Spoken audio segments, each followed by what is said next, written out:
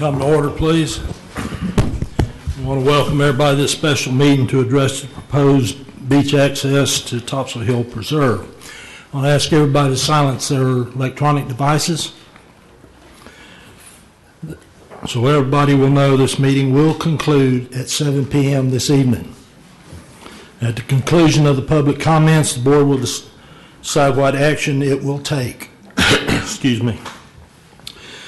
We all know this is a hot topic. There are people here today that are in favor, and there are also those here that oppose what is to take place, or oppose the proposal. In this country, citizens are allowed to voice their opinion. You may not agree with their position, so there will be no outburst, and proper decorum will be shown at all times from those present during and after a speaker's comments to the board. Everyone on this board has received numerous, and I mean numerous, hundreds. I've gotten over 370 emails and several snail mail letters that were sent to my office. As we proceed through the evening, if you do not have anything new to add, please refrain from coming forward. The following will apply to this discussion this evening. Direct all your comments to the board. As you come forward, identify yourself for the record. You will have 3 minutes to make your statement. When your time is up, I will strike the gavel in case you fail to hear the timer buzzer. There will be no rebuttal from anyone that has previously spoken, and no yielding of time to a speaker. We refrain from all outbursts of emotion during this meeting. There have been numerous meetings concerning this issue, probably 4 to 5. Those of you who have made comments to this board are asked to allow those who have not made a verbal comment to this board to speak first. If a person that's spoken ahead of you has addressed your position, consider not repeating it with the same comments and allow someone else to speak. With that said, that if it's in the form of a motion, if we need it, that instead of 5 minutes a person, why don't we do 3? That will allow more people a chance to come and speak to us. okay. Mm-hmm. Second. A motion and a second. All in favor, say aye. Aye. Aye. Opposed? Motion carries. We'll be at 3 minutes. Timekeeper. Okay, there's a lot of people here. I'm sure there's a lot of people that wants to speak. We're going to try and keep it as orderly as we possibly can. So what I believe I'll do is I'll start right over here on my left-hand side, the guy in the striped plaid shirt. Anybody that wants to speak, we'll go down this road, then step back, come down, step back until we get through. Then we'll come up each side of the hallway. Yes, ma'am. Anita Page, may I ask a threshold question? What is the topic that we're speaking on? Are we considering one proposal, 2 proposals? What should we be addressing? As I understand it, Ms. Page, we're talking about the original proposal going across and I'm not sure if there'll be any other alternate routes proposed tonight, but the one we're talking about is the one that's been on the agenda for whatever. Okay. Now we're going to get out of line, Mr. Brooks. We're going to be talking about the original proposal. Sir, come forward. State your name. My name is Richard Schroff, and I'd still like to clarify, are we talking about the proposal to put the bridge across Starworth Lake?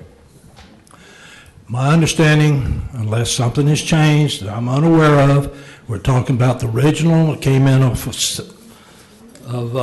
sandstone at or near the gate that's there on that perimeter fence going straight into the beach. That's my understanding of what we're discussing tonight. That's the only one I know anything about. Is there any other, board got any other idea what we're talking about? Or, I thought we were talking about the Cindy Meadows proposal to go across Starworth Lake. No, wait a second. Let me correct that. Okay.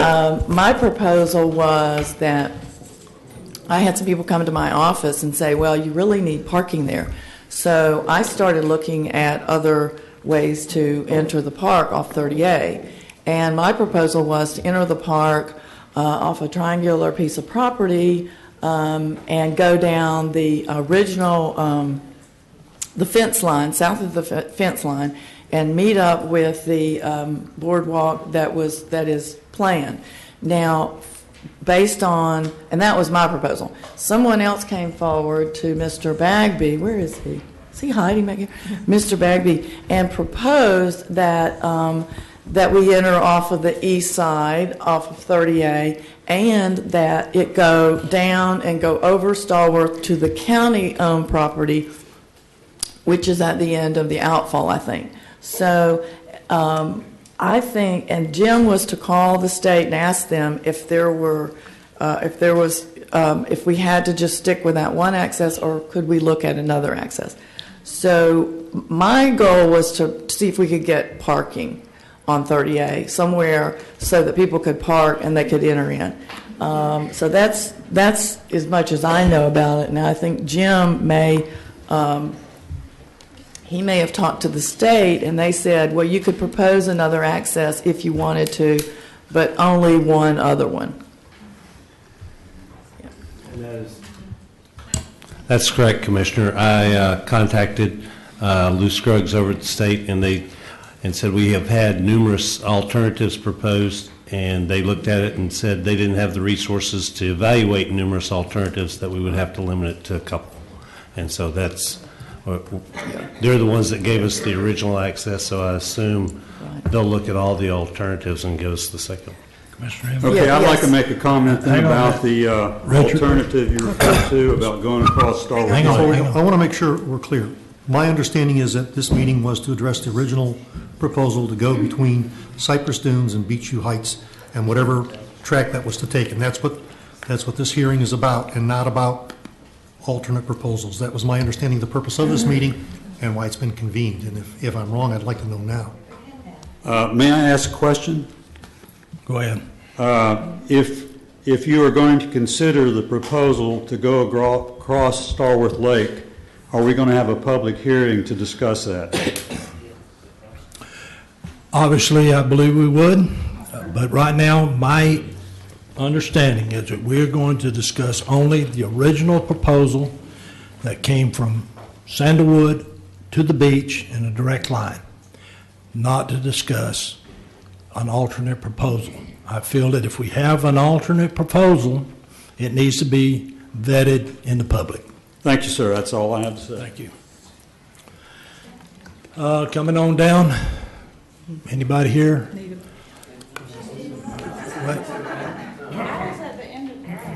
Well, I didn't know that. I seen you standing next to the wall, but come on.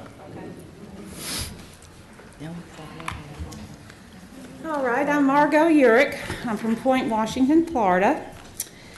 And I've been a volunteer at Topsail Preserve for about 6 years. Topsail has enough parking to accommodate 120 cars. And I have personally never seen the parking lot even close to full. Topsail also has a tram that runs to the beach every hour. This tram carries about 60 people. It is a scenic route whether you ride the tram, bike, or walk. The beach access has restrooms and lots of bike racks. I invite the commissioners to visit the park and ask yourselves, why do we need a second access when the existing access is underutilized? The county motto, if you'll see, is pride, preservation, and conservation. I suggest the TDC invest in buying vacant land north of 30A for visitor parking and leave Topsail Preserve alone. Thank you. Thank you, ma'am. Coming on down, Miss Anita, did you want to speak? I have spoken, and maybe would like to again, but I'd soon wait and let somebody else. Okay. Miss Bonnie?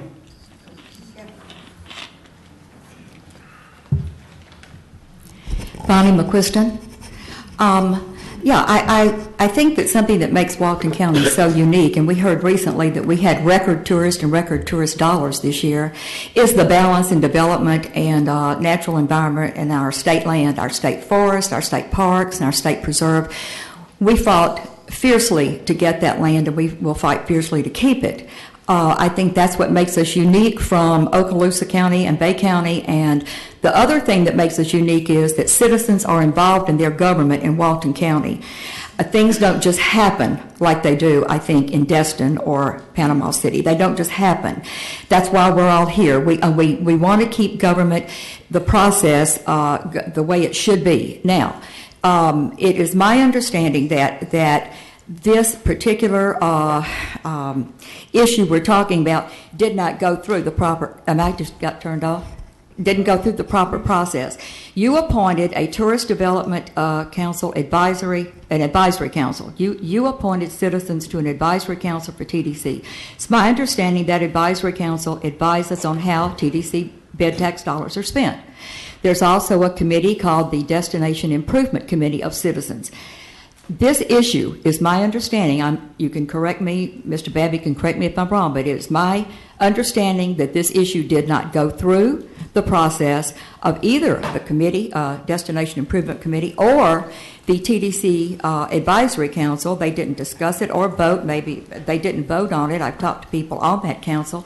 I would like to know, why this didn't follow proper procedure. Thank you. Thank you. You want to address it? I can. This issue predates the Destination Improvement Committee. This issue has been going on for over 3 years. Why it didn't go to... They have been looking at routes through Topsail State Park. In fact, they had one that went directly to the tram, linked up to the tram route 3 years ago, is my understanding. So they have been looking at routes through Topsail State Park for over 3 years. And so it predates. Why it didn't go to the TDC 3 years ago, I'm not sure. But the reason it didn't go to the TDC advises on the expenditure of dollars. You are correct in that. There is no expenditure yet. I mean, again, this is about a letter to ask the state parks if they would even consider a route. So this isn't about paying for bulldozers or paying for any of this other stuff. This is about the park system telling us if they would even consider it. And so when we do spend, if we spend TDC dollars, it'll go for the TDC. Okay. Sir, going on down.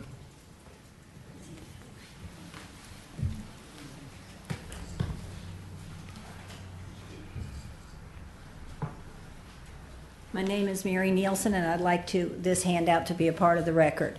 What you're going to see is a copy of my annual pass. As a single person, it cost me $64.50 for the state parks. That's a beautiful park, has wonderful parking, has bathrooms. I'm not going to reiterate that any further.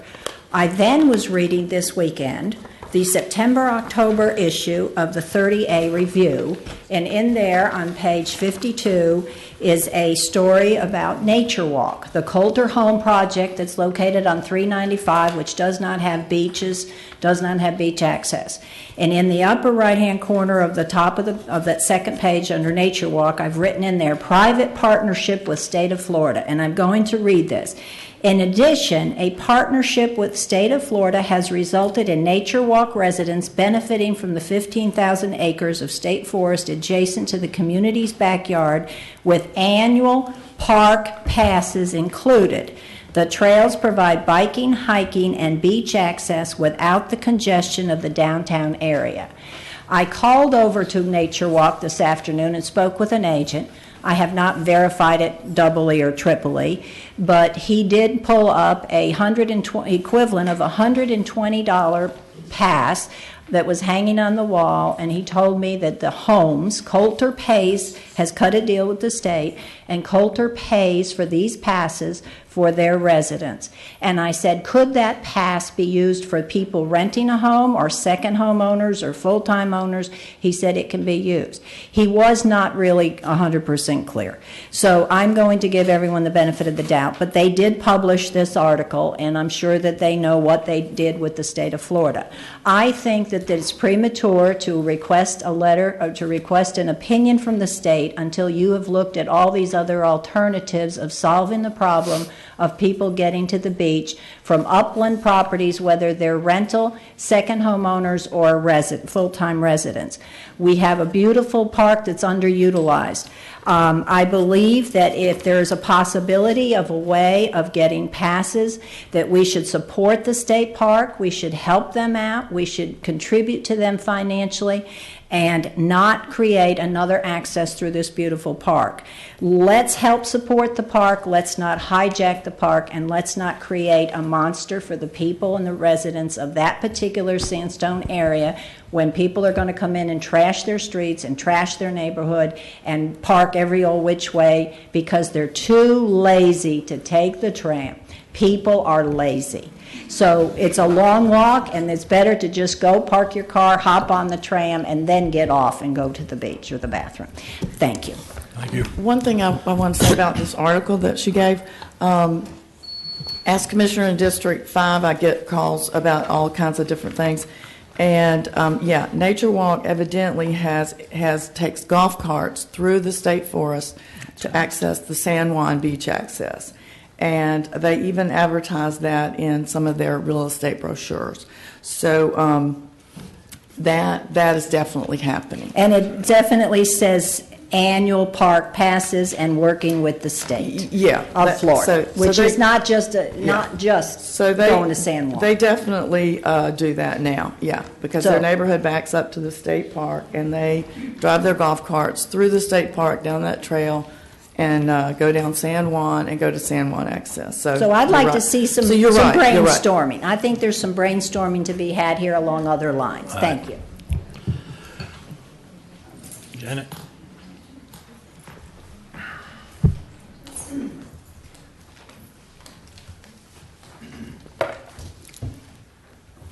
Good evening, Commissioners. I'm Janice Gautney. I live at 187 Cypress Drive. I am for an eco-friendly boardwalk across the eastern end of Topsail Hill Preserve State Park. At the public workshop, one person talked about the time it would take to get to the beach on the proposed boardwalk. I do not know how he came up with those times, but he was clearly mistaken. We walked the 1/3 mile long boardwalk at Watersound West Beach, which is the same length of the proposed boardwalk, and we did it in 5 minutes.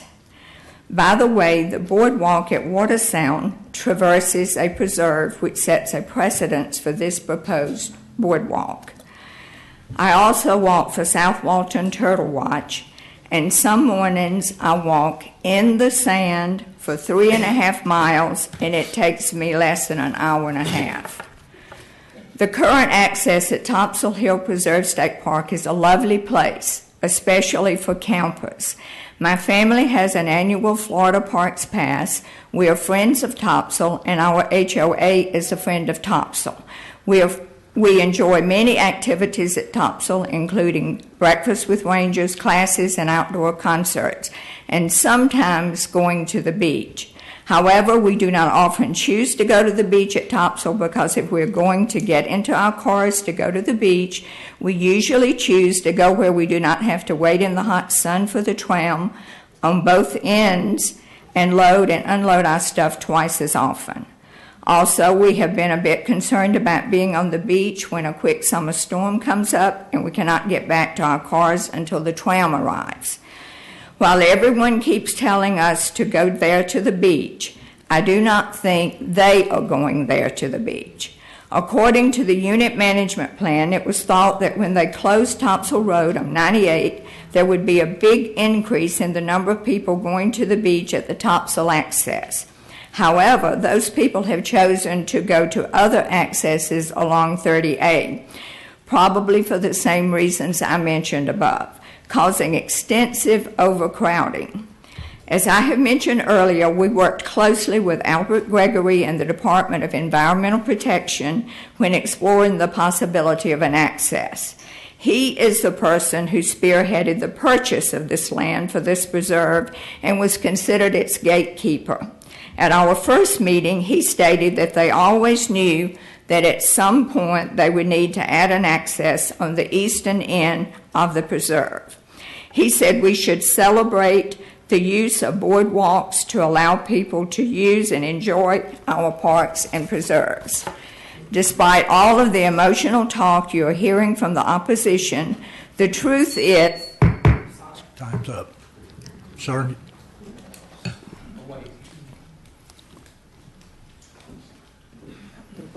Coming down that second row. My name is Buzz Livingston. I live in Blue Mountain Beach. I've lived in Walton County since 2000. This is a really bad idea. It's not, it sets a dangerous precedent for use of future land, not only in Walton County state property, but all over the state. And I ask y'all to consider that strongly. And I want to also point out that I am a registered Republican voter. And I'm going to yield. That's not funny, I'm serious. And I'm going to go ahead and yield the rest of my time because I've got the prettiest little grandbaby in Walton County that came and is visiting me right now. So, thank you for your time. Yes, sir. Coming on down. Come on up.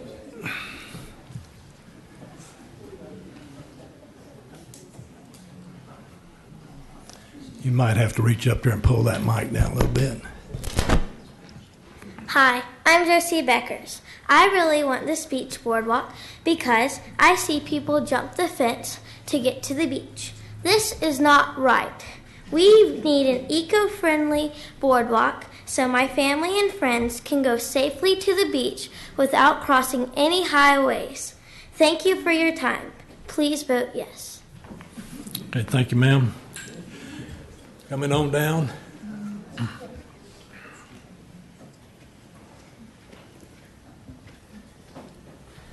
I am Jos Beckers. I'm Josie's dad. My business is Saltwater Steel. It's north of here on Highway 331. My home is on the west end of 30A, and I want to talk to you about the fact that this boardwalk was in the original plan, the Topsail Hill Preserve State Park Unit Management Plan, approved October 12, 2007. This plan, of course, serves as a statement of policy and direction for the management of Topsail Hill Preserve State Park as a unit of Florida's state park system. On page 49, they specifically talk about a second elevated boardwalk for access to the beach.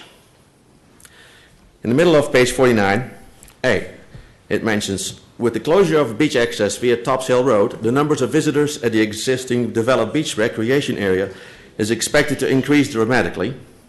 Then B, with the proposed increase, the division anticipates a potential for overcrowding on the beach and has safety concerns regarding its ability to move beachgoers quickly during frequent summer afternoon thunderstorms or respond to other emergencies. To address these issues, A, they talk about an expansion of the roofed area of the tram station, and B, they say construction of a second elevated boardwalk for access to the beach is recommended.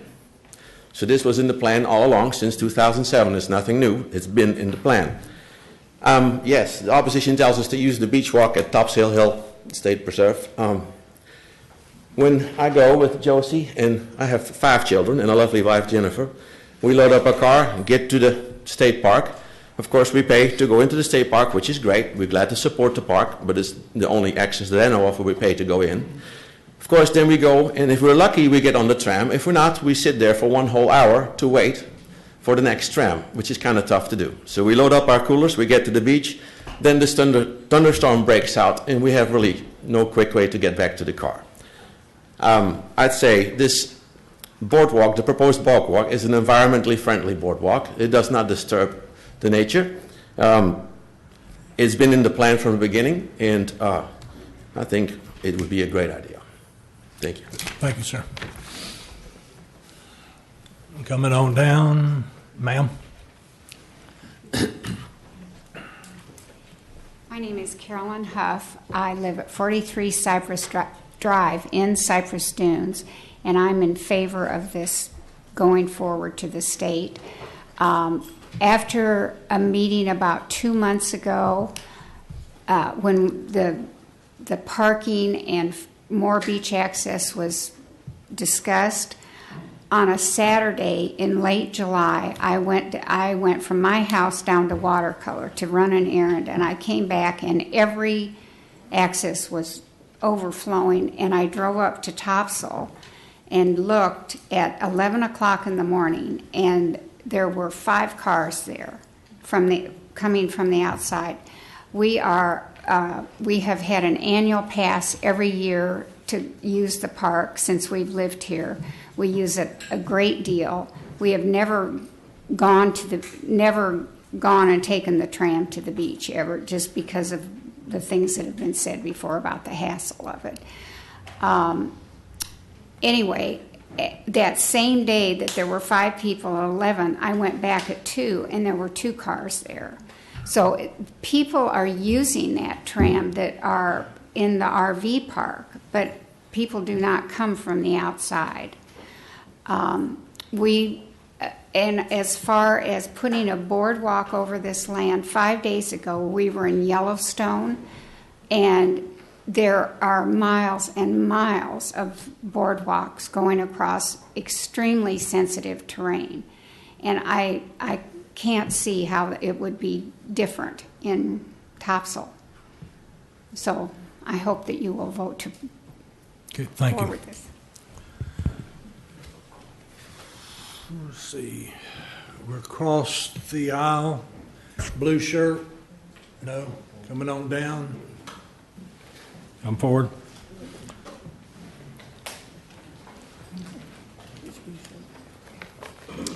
Thank you, Commissioners. My name is Dave Kennedy. My wife Sandy and I own a home in Cypress Dunes, 74 Cypress Drive. We spend about 5 months down here each year. We're originally from Illinois, where we spend the rest of the year with our 4 children and 1 grandchild. I'm here today to speak in favor of the ecologically safe boardwalk through Topsail Park and Preserve, and to counter a few arguments that have been made in the past about this public access. First, it must be recognized that Topsail, that we all love and want to protect, is a park and a preserve. The idea is simply being that we can preserve nature while making it accessible to the public. Some people would like to keep Topsail minimally accessible. While I understand and respect their views that this would help protect the environment better, I don't agree with it, and neither does the state management plan. It does call for more public access. In fact, when they closed the access at Route 98, the state has long planned to provide another public access. Second, some have argued that a boardwalk would harm the beach mice and the plover bird habitat. We disagree, and a lot of reliable sources and experts think the opposite. A boardwalk actually protects the dunes, and it provides for habitat for the beach mice. The real threat to beach mice are the hurricanes and tropical storms.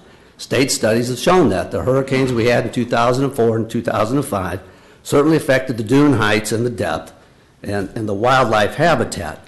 State documents also show that those storms affect plant life primarily due to salt spray. Nowhere in the state management plan does it blame people for harming the beach mice, the wildlife, or the plant life. Regarding plovers and shorebirds, other shorebirds, the real threat are predators. Raccoons, possums, coyotes, crows, feral cats. The presence of people can actually help preserve the nesting habitat of these birds just because of our presence keeps predators away. And there are programs that can be created very similar to the Turtle Watch to help protect these nesting sites. Last, I do want to indicate that there's several great benefits for this county to do this boardwalk. First, it's going to provide easy and safe access for our students at Butler so they can experience nature at its finest. Direct beach access for our many visitors who rent our homes and condominiums in that area, the west end of 30A. It will benefit the community by taking cars off of 30A. And you know what? It's going to reduce our usage of other nearby beaches where we take. Thank you. Let's see, coming on down, there you go.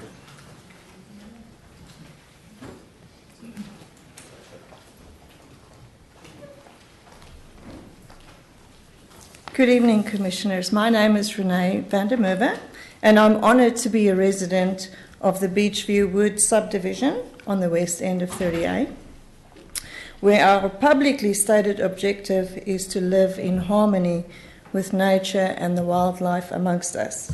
I've spent the last 33 years in specialised forestry management, during which time I led over 45 professional research trips to study techniques that would minimise impacts on natural and plant ecosystems from countries like Sweden and Norway, Austria and Germany, all of which have successfully integrated nature with civilization for over 1,000 years.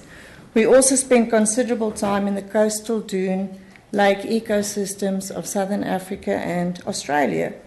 Today, America is the leader worldwide in the parks and preservation community, and our 401 parks, covering 84 million acres and visited by nearly 300 million people a year, a leading example of research, education, preservation, and inspiration. In a spectacular concert to experience nature from its smallest and often endangered species to the fierceness of our oldest park, Yellowstone, the more than 22,000 professional park employees spend every day on how to enable the goal of the park system to educate, experience, and preserve our open spaces. With this in mind, the Department of Park Science has published over 3,649 research papers on the effective use of boardwalks in the park system.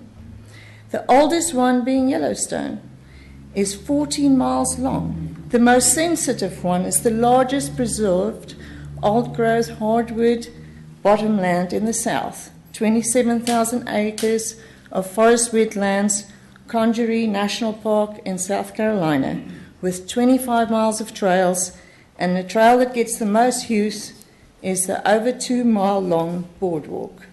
I'm therefore a passionate proponent of a boardwalk into Topsail Hill Park, and as Joss has already quoted, a second boardwalk, and I quote from their unit management plan, is included in the management plan in the event that volume of public use grows to a point where a need for a second route to the beach can be demonstrated. If and when that occurs, the division will consult with the U.S. Fish and Wildlife Service and FWC and will conduct a thorough study of the options for locating an additional boardwalk. That's what I'm asking for. Thank you, ma'am.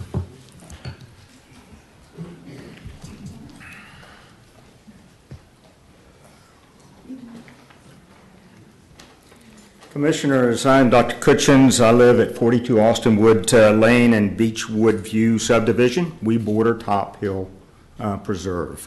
I was born and raised in this area. You may know my last name. There was a former commissioner with the name of Cutchins. My father was involved in Freeport and Public Works and so forth. But after a 40-year hiatus, I have moved back to put my toes in the sand, but unfortunately I've had trouble doing so. It's hard to get beach access living here. So I'm a proponent of this walkover in the neighborhood. As a scientist, facts are important, so you can understand my frustration after the last public forum on this issue. Too much rhetoric and a whole lot of I feel. Okay, so let's get into the facts, okay? I've read the proposal, the 136 pages of the State of Florida Unit Management Plan several times, and there are a lot of points that need to be brought up. I don't have time to go into all of them, but first, this is a preserve, not a reserve, okay? It's meant to be hands-on, not hands-off like the opponents are proposing. It is to be for public use. And in fact, in the first paragraph of the opening management overview, page 1, I quote, "It shall be the policy of the Division of Recreation and Parks to promote the state park system for use, enjoyment, and benefit of the Florida and its visitors, okay? an illustrious board came up with this proposal, this unit management plan for this park, and they did it for a reason. It's clear that there must be diverse ways for visitors to access the park, including boardwalks and footpaths, which already are demonstrably used in Watersound, Grayton, and Point Washington. The residents of 30A are asking for no more than what has already been provided by the state park systems to other residents on 30A. Nothing different. The Choctaw Beach Mouse is clearly a talking point. Nowhere in the management plan are humans deemed a threat. Hurricanes predators are. That's not the issue here. There are numerous other points regarding misrepresentation by the Audubon Society and a Game and Fish Commission officer speaking out of turn. But in closing, opinions, rhetoric, and feelings do not make facts. This park is a preserve for public use. The proposed access is not contradictory to the use plan, and the wildlife is not endangered because of humans and boardwalks. The red flag to save the preserve simply isn't justified. Please vote to push this forward. Thank you.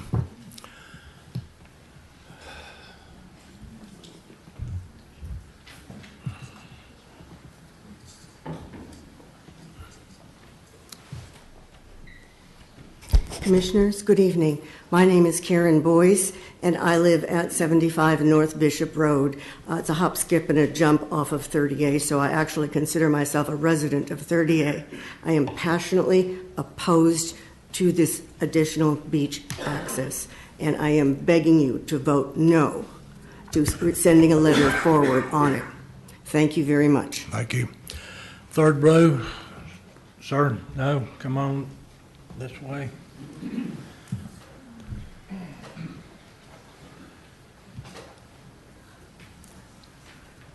I'm Lynn Owens, a Walton County native, and I own 2 properties in Cypress Stones, which those properties could contribute a great deal to the bed tax revenue.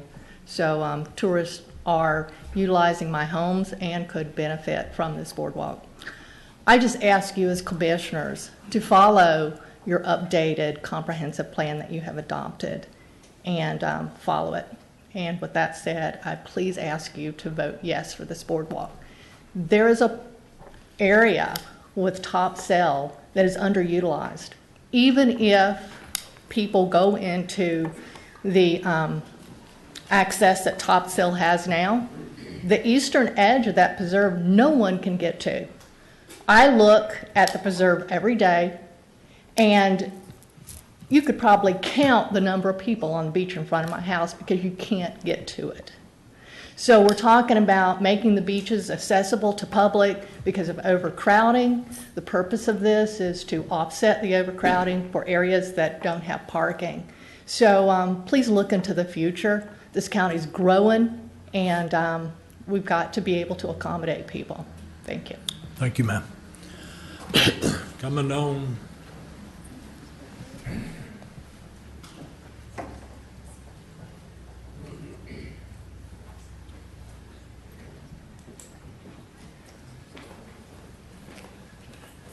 Hi, my name is Bill Muldowney. I live on the west end of 30A, and I'm going to try and add something new today.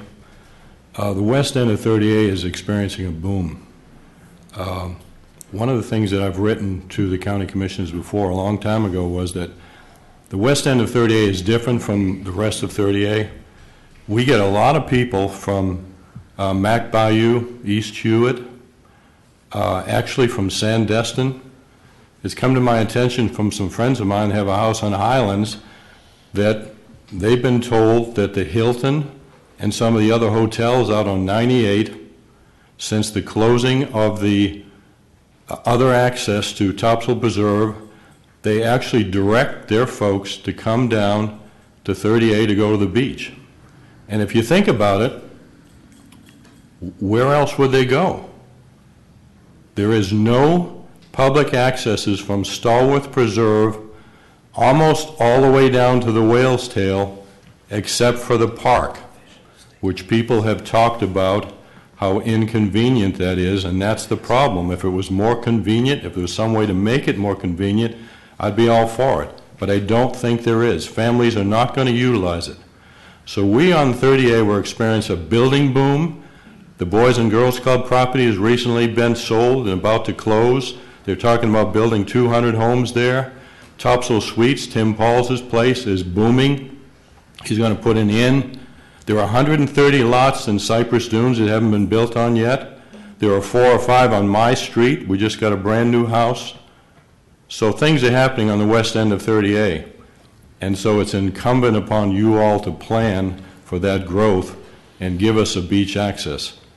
I'm for an eco-friendly beach access, not anything that will hurt the park, and no one on this side wants to hurt the park. Thank you very much. Thank you. Next, coming down that row.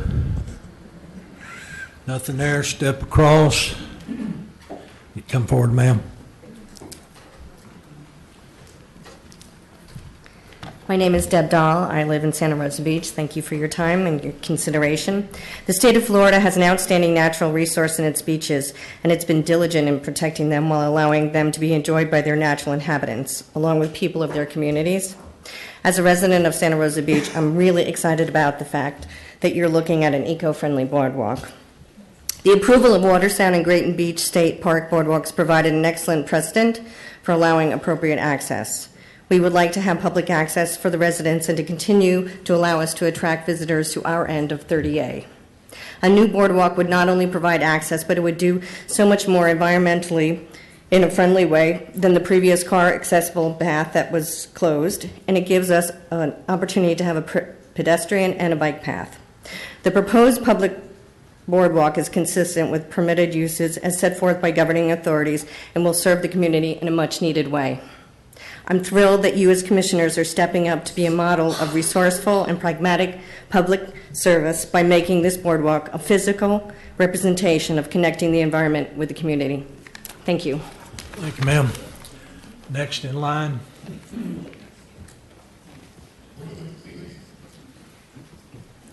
Good afternoon, Commissioners. My name is Jim Colbeth. I reside at 343 Cypress Drive. As a resident, I am for the eco-friendly boardwalk access. The people of West 30A are asking no less than what was provided to other communities requiring beach access.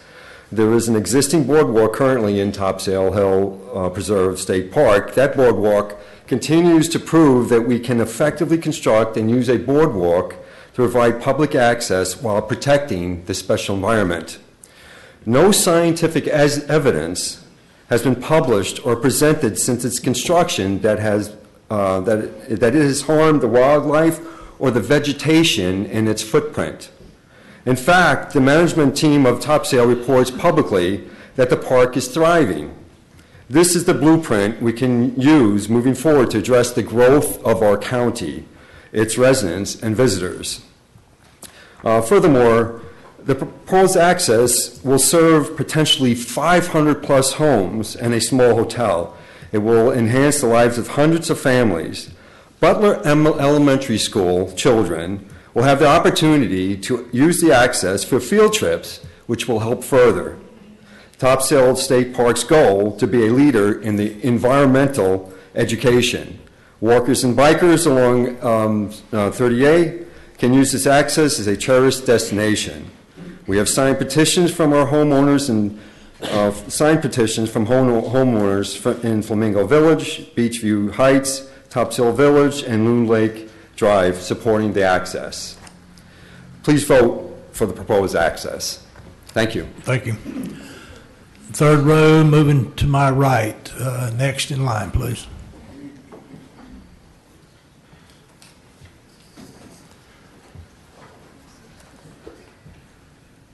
I'll make this very short. I'm Edmund Alexander. I live at the old Miller Place in the Grayton Beach area. I'll be making this short because it was my understanding that we were going to be talking about the alternative access to the park across Stallworth Lake. And that's what I prepared for.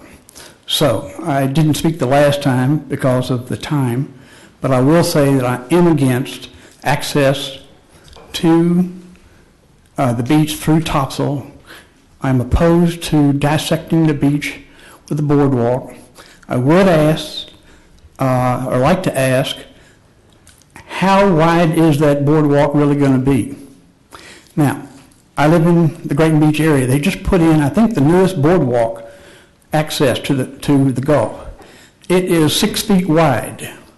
And I saw and read plans for this proposed boardwalk that were some had 8 feet wide, some had 10 feet wide. And I asked somebody on the beach who knew somebody who lived in the developments there, and they said it's for the golf carts. Now, I want to know emphatically right now, are we going to have golf carts on that boardwalk? That's the question. There are no plans, and it wouldn't be approved by the state, is my understanding, for use by golf carts. And the one in Grayton, Brian's outside, I'll have him step in, but it's 8 feet wide, and this one would be 8 feet wide also. There was a typo. It's 6 feet wide, I measured it. Well, you measured up against the side rails there. If you measure the whole thing, it's supposed to be 8 feet wide. Those side rails aren't a foot each. Okay. They're 2x6s. So that's primarily all I had to say, except one last thing, and this does relate to the consideration of additional access idea through Stallworth Lake. I just found out, as well as many, many residents of Walton County, that there's been some updated information in the comprehensive plan. Now, I heard tonight that there have been 5 meetings on this particular beach access. Tonight's the 6th one, and there will be a 7th one if there is another proposal. There has not been one single commissioner meeting telling the citizens of this county what in the devil's going on with the comprehensive plan and the 300-foot buffer to coastal dune lakes. Now, if the county is considering making Stallworth Lake an exit point for the bridge they want to build, you need to be realizing that it has a 300-foot buffer on that, and the land bar would put you right in the middle of a beachmouth conservation area, which is federally protected. That's all I have to say. Thank you. All right. Coming up, yes, sir.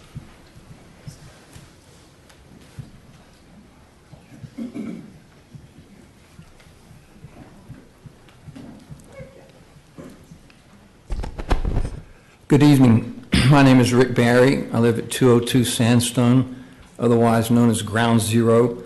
I have lived in Beachview Heights subdivision for over 20 years.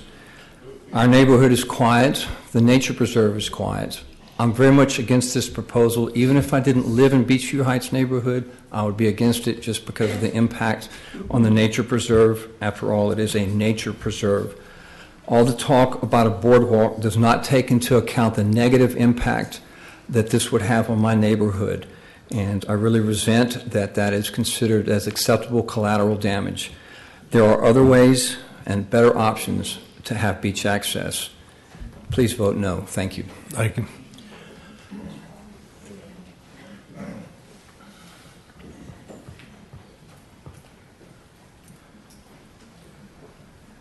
Good evening, Commissioners. My name is Mark Gustav. I live at 389 Cypress Drive. I'll keep it short and sweet. I think we need to send this letter to Tallahassee and let the so-called experts figure this out. Instead of having all these meetings, let's let people that really know what they're doing, not that we don't know, but as far as the environment, let them figure it out and go from there. Thank you. Thank you. Okay, okay. I really was next. Oh, okay. My name is Bob Schoen. I live in Beach Highlands. Just a couple short comments. My family and I used Stallworth access, and it is extremely overcrowded. It's beautiful access, but it's overcrowded, and I got to believe the people who live around that access would want a little relief as well. And the other thing that I haven't heard pointed out, because of the distance of this boardwalk, primarily, and no parking, it's going to be used by the residents close to there. And why wouldn't we support a green initiative where those people don't have to drive anywhere? They can walk to the beach access. So, we're being even greener by having people walk there instead of drive to the park. So, of course, I'm in favor of the beach access. All right, thank you. Start at row 4 on that side, work back to my left.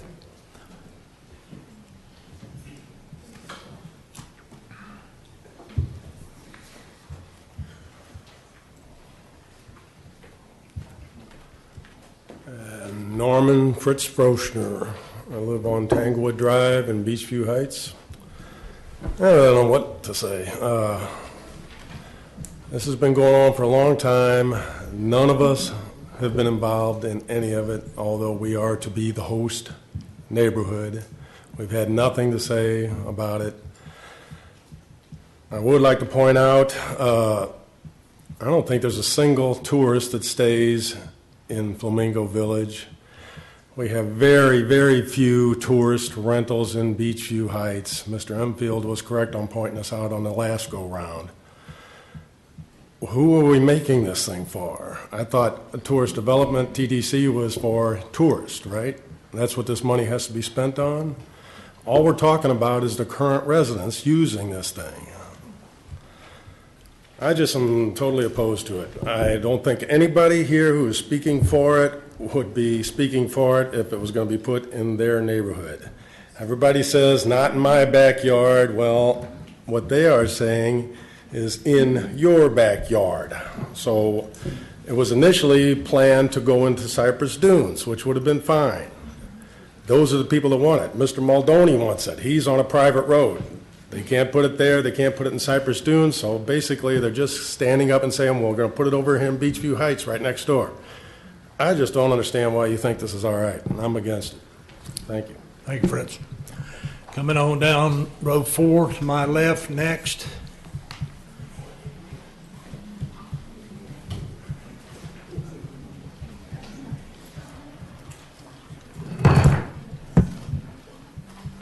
My name is Sid Heath, and I live on Sandstone Road, Beachview Heights. Since this boardwalk, if goes through, there's been, people call it a neighborhood boardwalk. Since it crosses the park, it is a public boardwalk.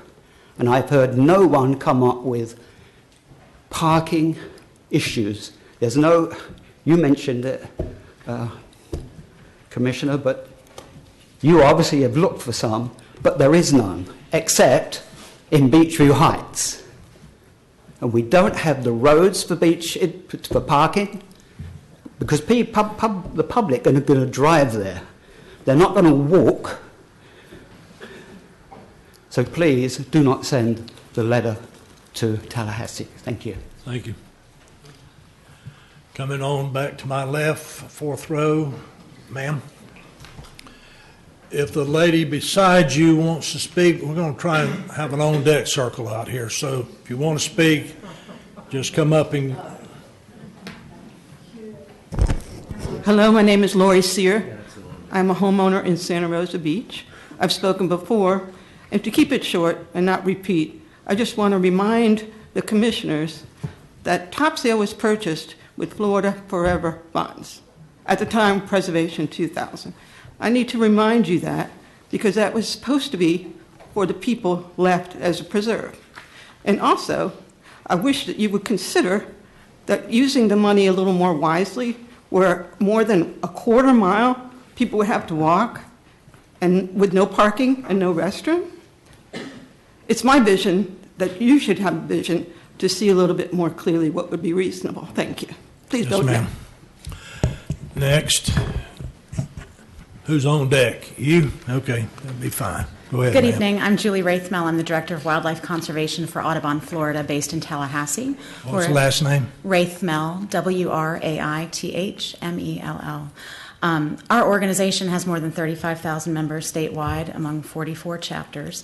One of the reasons we're engaging on this issue in particular is because Topsail Hill is a special place of statewide significance. It protects resources that belong to all the people of Florida, and that doesn't just mean recreational access, it also means important habitats and wildlife that occur in so few remaining places. And that's why this boardwalk is such a cause for concern. As you've heard today, most of the general public will likely find it easier to use the existing main park entrance. And so while this is billed as a tourist development opportunity, in reality, the boardwalk is likely to be a private access for a community at the expense of taxpayers and the preserve's natural resources. Additionally, this access would be unstaffed, so the access to the park would functionally be unrestricted 24 hours a day, rather than confined to daylight hours, which is currently the practice at the main entrance. Management of the access and of the additional public use to this part of the park would come without additional funding to support it. And as a result, unrestricted accesses often see more violations of park rules. That means dogs on the beach, alcohol, vandalism, and resource exploitation. This requires monitoring and enforcement, which will not be part of the package. This proposal is not in the best interest of Topsail, its wildlife, or its future generations, and I think you're hearing substantial concern from your constituents here today. And part of that confusion is because if you look on your agenda item for today's meeting, the letter in it that it says that you will be voting to transmit actually does reference more than one proposal. It says the Walton County Board of County Commissioners would like to work with you and your staff to assess a couple of alternatives for increasing the public's access to our local beaches. The two routes we would like to discuss with you are the route previously reviewed by your team as the preferred route of the alternatives previously provided, and another route along the park's eastern boundary fire break. I believe this is the proposal that folks are concerned about impacting Stallworth Lake. The public deserves to get a clear representation of what you all are voting on and an opportunity to comment on that directly.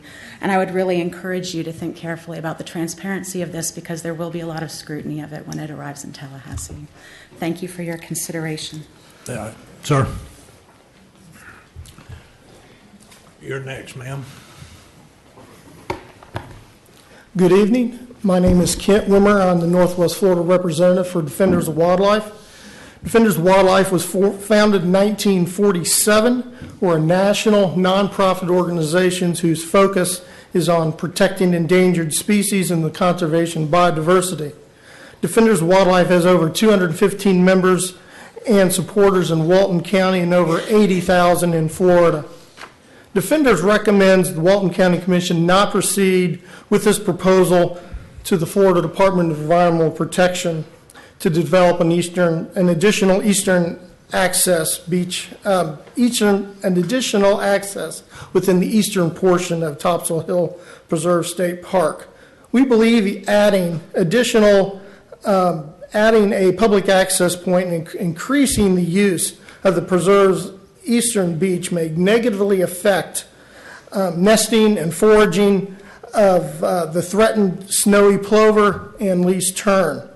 Additionally, the proposed beach access boardwalks would create elevated perches for predators, and these and other imperiled shorebirds for these imperiled shorebirds and the endangered Choctawhatchee beach mouse. Boardwalks also provide additional opportunities for easy entry for free-ranging dogs and cats to prey upon these imperiled species. Defenders believes the development of any additional public access on the eastern portion of the preserve will encroach on and negatively impact imperiled wildlife, which is contrary to one of the important reasons that public funds were expended to protect Topsail Hill. We urge you to please drop this proposal, including the alternative of building a bridge over Stallworth Lake. Defenders believes it's imprudent to invest unnecessary infrastructure which is vulnerable to complete loss in a storm. The county should provide incentives to its residents to use the existing but underutilized public beach access sites within Topsail Hill. Thank you very much. Thank you, ma'am. Good evening, Commissioners. My name is Joyce Curry, and I live at 397 White Heron Drive in Flamingo Village. I've been a resident there for 11 marvelous years. It's a beautiful area. Our resources are great, especially our sheriff's office. They're marvelous. I am very much in favor to this letter to the Department of Recreation and Parks to go ahead with the release of that letter to them. I know I have visitors quite often, and from Alabama up to north folks, They love the area. They feel it's beautiful, but they're a little put off by our lack of a good beach access. If I had a gate in my back fence, I could walk directly over to Elmo's.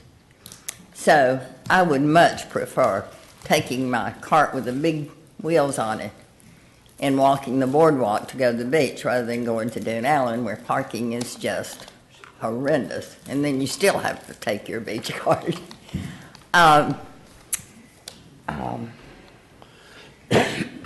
Like I said, everybody that visits me is just really, really impressed with our community.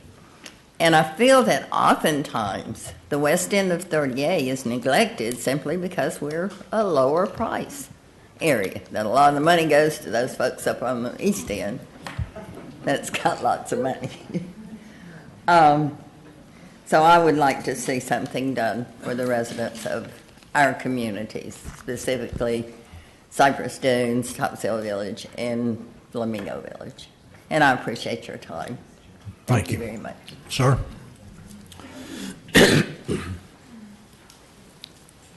Hi, I'm Richard Butella. Thank you very much for having this hearing. Say the name again, please. Richard Butella, Seagull Beach.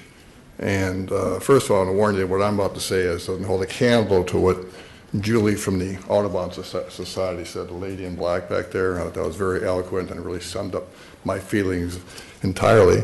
I'm in favor of more beach accesses, but not when you're going to intrude through a preserve like this.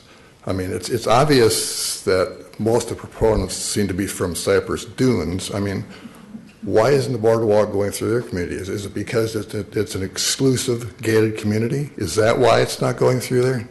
That's a rhetorical question. You don't have to answer that.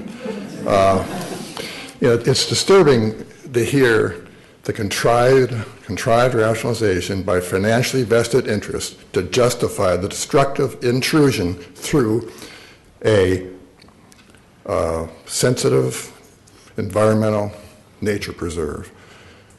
The phony talking points that these proponents are using, referring to this boardwalk as eco-friendly and safe, is an oxymoron. Please preserve the sanctity of this nature preserve, and please vote no, and please do not send a letter to the state. That just basically is just showing tacit approval of this county for this travesty. Thank you. Thank you. Ma'am?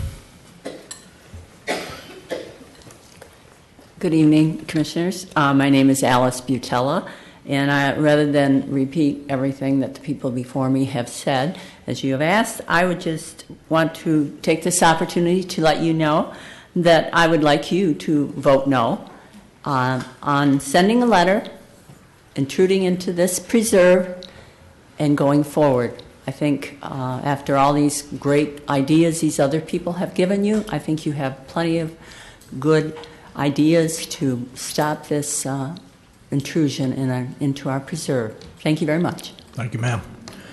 Next. Are we on the other side of the aisle now? Okay.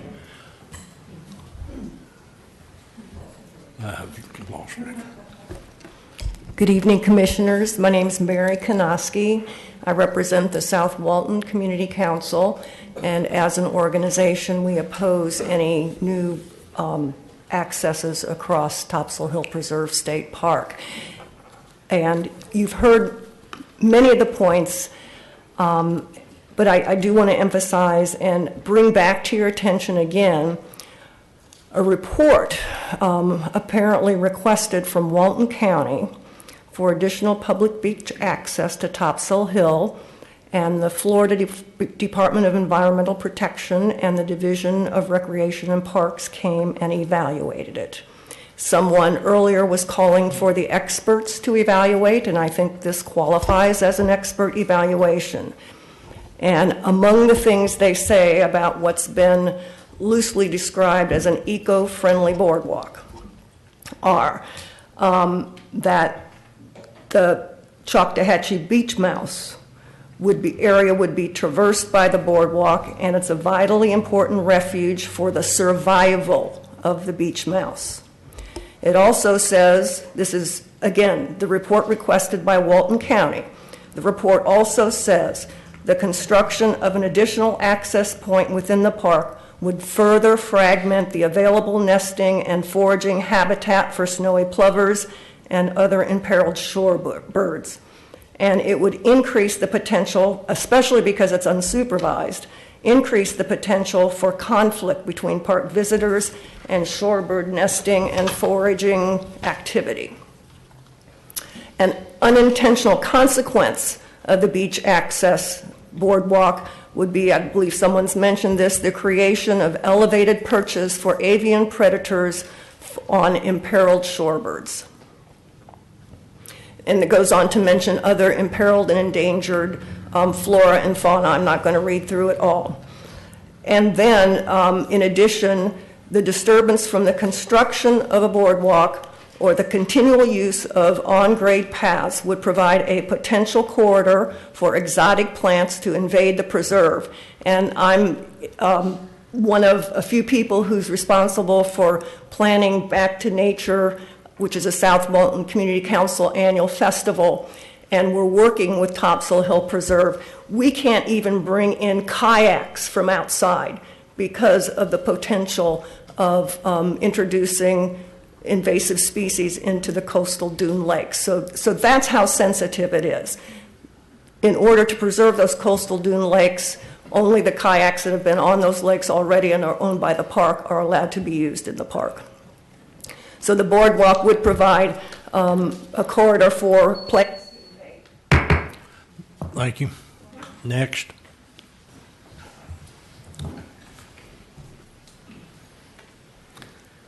Hi, my name is Nancy James. I am unalterably opposed to this proposal, and I hope you will vote it down. Thank you. Thank you, ma'am.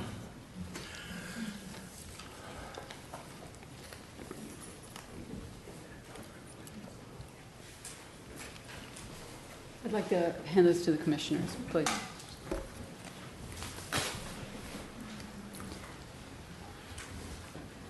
My name is Celeste Cabina, and I've been a resident of Walton County for about 22 years now. I've been involved with the Division of Recreation and Parks in planning of the parks and working with the parks and the forest since that time. The map that I've handed out is from the unit management plan. There's been a lot of people that have made a misstatement, a complete misstatement, and I'm repeating myself because I said this last time. There is no new access into Topsail Preserve in the unit management plan from 2007, which is the current plan. What you're looking at is the current beach plan, and what has been misrepresented is that little red line to the east is the access that if they needed additional accesses would be a spur off the current boardwalk. And as you see, they have not built it, so even what is in the current unit management plan has not been completely implemented. And that's where these people who get up and say there's a second access in the plan, there isn't, and that's what they're misrepresenting. They obviously didn't look at the map, they obviously didn't read it thoroughly. Additionally, I spoke with Lou Scruggs. He said there is no second access in the plan. And I want to say, this current plan was well thought out. It took the first initial discussions about any sort of development or recreation activities was first discussed in 1997. And again, we had a TDC director, Malcolm Patterson, that wanted 3 giant parking lots down there. That didn't happen. So then the state took 10 years to carefully, very carefully, make the current plan. And as you see, it is not completely implemented. The park is underutilized. There's so many opportunities. And I think that we need to keep the preserve intact, market it, whatever you want to do, but there is no need for this second access. And like I stated previously at the other meeting, that the recreation part of this property, the purpose for which this property was intended was primarily preservation, the unit management plan must adhere to that. So you can go over there and you cannot not follow the purpose for which this land was acquired. Primarily preservation. I won't read out of the document, but Thank you. Ma'am? Good evening. I've spoke with you folks before. My name is Joan Kennett, and I am adamantly opposed to the beach walkover that you have proposed at Topsail. One being, as much as I know how these people would love to have a walkover, they have no clue, in my opinion, what it's going to do with the parking, the nightmare. I know you guys are been just like me where I live in Beach Highlands. I know the police have been out. It's hard to control parking. People do not walk to the beach. They drive near the closest access, they park their cars, and they get out, and then they walk and go down to wherever it is. And what I'm also disappointed is some of you just sit around, and I don't really know that you're really hearing all of us. It seems like you're already preoccupied with whatever it is you are doing. But you have got to listen. This is a situation where I really don't think any of you have done your homework. It takes a lot when you plan in something like this, when you infringe on neighborhoods and other people within that area. Because I've got pictures to show where a number of incidents where there is parking that is overindulged in those particular areas. Give it some consideration.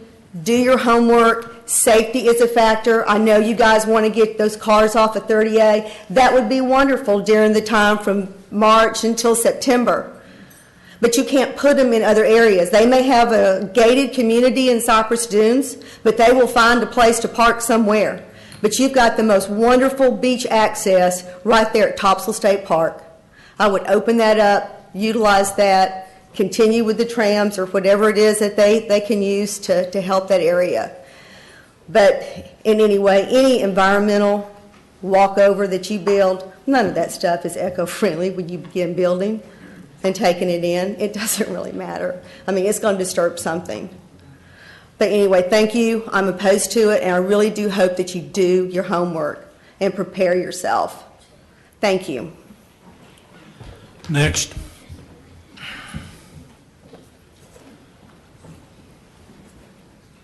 Good evening. My name is Eileen West. I'm a long-time Walton County resident. In fact, I've lived here so long that I was here when Preservation 2000 bought the original Topsail Hill grant.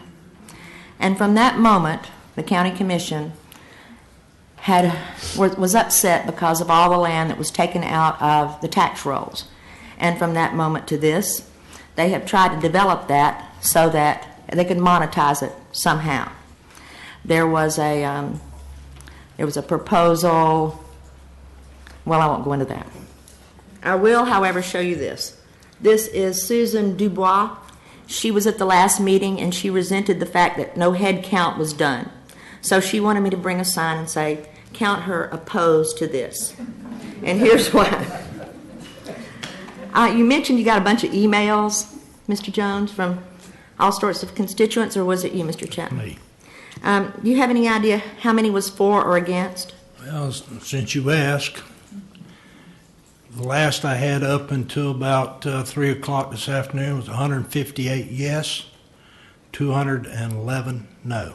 Okay, just checking. Because one of the issues that we have is who this is for. Who is this for? I mean, it's a boardwalk to the beach that apparently conveniences a couple of subdivisions so they don't have to get in their car and walk to or drive to the beach. There's no parking there, so that doesn't solve any of the parking problems that we have on 30A. And in my mind, I don't know how far these subdivisions are from the Topsail Hill Park, but I would guess no more than a mile. So their beach access is right there, and the very idea that they spoke about how underutilized it was, you have an underutilized state park and access within a mile of these subdivisions. So it seems to me that the whole thing is taxpayer dollars being spent to build a boardwalk for the convenience of a couple of hundred residents in a few subdivisions. So for that reason, I oppose it. And in terms of an environmentally friendly boardwalk, that's like saying clean coal. So that's my opposition, and thank you very much. Yes, ma'am. Come forward, please. I'm Pat Carlisle, a resident of Great Beach. I just want to go on record as being opposed to this process. Well, not the process, but the proposal to the state. I'm opposed to anything that traverses our state parks or our preserves for tourist development or for the public to gain access to the beach. Just want to go on record and say that. Good, thank you. Next on that road 4, left side, my left. Any there? Okay, we'll step back. I think row 5, is that the last row? There's 6. Okay, 5th row. Coming on this way. Come forward, sir. Ma'am, did you want to speak? Yes. I didn't see your hand, but come on. You're in the well on deck.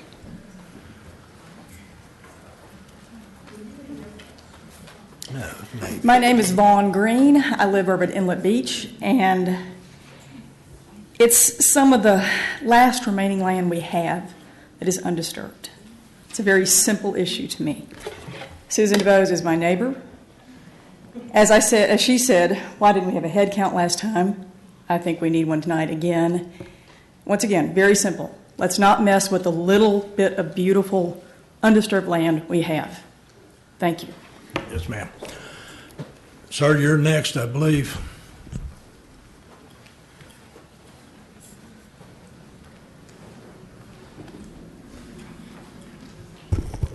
Good evening, Jim Radke, retired Air Force pilot, traveled the world, decided to retire here because the beautiful of this area. Live on Stallworth Lake, South Bishop, looking into Topsail Park. Beautiful, absolutely beautiful. The sad thing, though, is I'm there at the entrance to the beach with no latrines, no lifeguards, no patrols, and so we see all the ugly stuff along with the parking they identified that they're going to bring to this boardwalk with no parking. When you see them in the yard next to you defecating, because there's no latrines, you realize the nightmares some of these walkways can present. I was on the board at Eden State Park.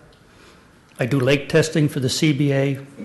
We do not need to ruin the park for a subdivision or two, and that's what we're doing. And if you open that Pandora box, we got to answer to every subdivision that wants their own little needs to get to the beach, whatever way and means that there is. Say no, say no. Thank you. Thank you. Okay, is anybody else on row 5 on the left side? Okay, jump across the aisle, row 5.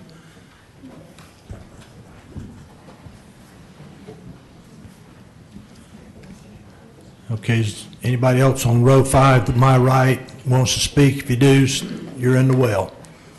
My name is Jan Shuttleworth. I'm in Sandestin, but I do volunteer work over at Topsail. I'm glad someone brought up the fact that that other boardwalk was not to be anywhere near the preserve, but it was just a small spur off the original boardwalk. That's an important fact. They're making the statement that Butler Elementary, that's a good place for them to access the park. That would not be where Butler Elementary would access the park in any event. All of our educational facilities and training areas are all at the main entrance. The bathrooms are at the main entrance with no bathroom facilities, with no good exit facilities. Butler will continue to use the main entrance, so that is not a reason to have a boardwalk. I just hope that you will think about not just one thing, but all of the things that have been brought up between the parking, the ecology of it, and that this is only going to be for a very small number of people, that you would please vote no. Okay, thank you. Come forward, ma'am.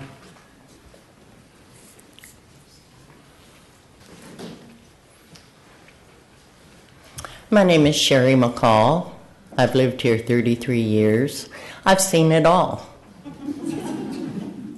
Walton County is blessed with hardly any high-rises and the most beautiful forests and state parks and preserve anywhere up and down the coast. Are we going to become, just another part of Destin or another part of Panama City? We are special. And from what I have watched over the years, if the citizens that all come here continually acquiesce a half an inch, a mile will be taken. Please vote no. Thank you. Thank you. Okay, where are we at? Right-hand side, fifth row. Are we on the back row yet? Looks like it. Okay, back row. Ma'am, come forward. Lady in the burgundy, you're in the hole.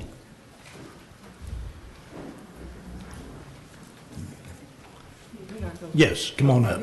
No, right here, right here, right here. I couldn't see in the back. My name is Nan O'Connor.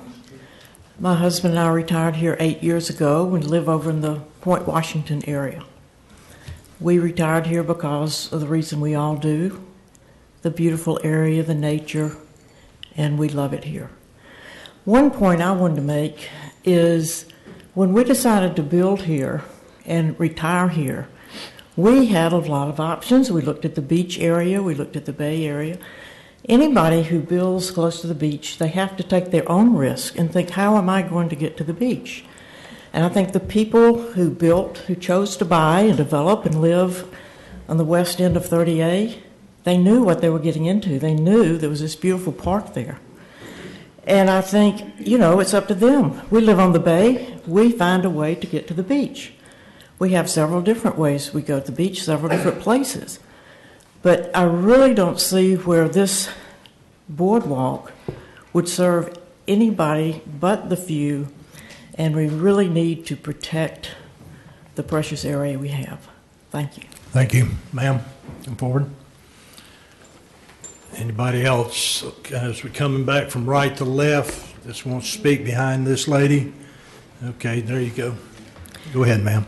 My name is Terry Lavender. I live in Cypress Dunes on the west end of 30A. I would like to use this time to clear up a couple rumors regarding the path selected by the biologist. I want to be perfectly clear, neither Cypress Dunes, Cindy Meadows, or Jim Bagby had any input in the path selected by the DRP biologist. The Division of Recreation and Parks never asked Cypress Dunes to take down our gates or even suggested a path behind our neighborhood. If they did, we would have welcomed it. Contrary to how we have been portrayed, we are proponents of the environment and seek to protect it appropriately. That is why we are asking for an eco-friendly boardwalk consistent with Topsail Hill Preserve State Parks Unit Management Plan and their existing boardwalk. There are many people aligned with the opposition that have said publicly they would support this access if it had parking.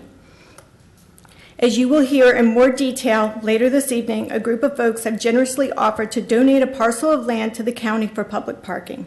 Not only have they offered to donate the land, they also offered to build and donate a parking lot.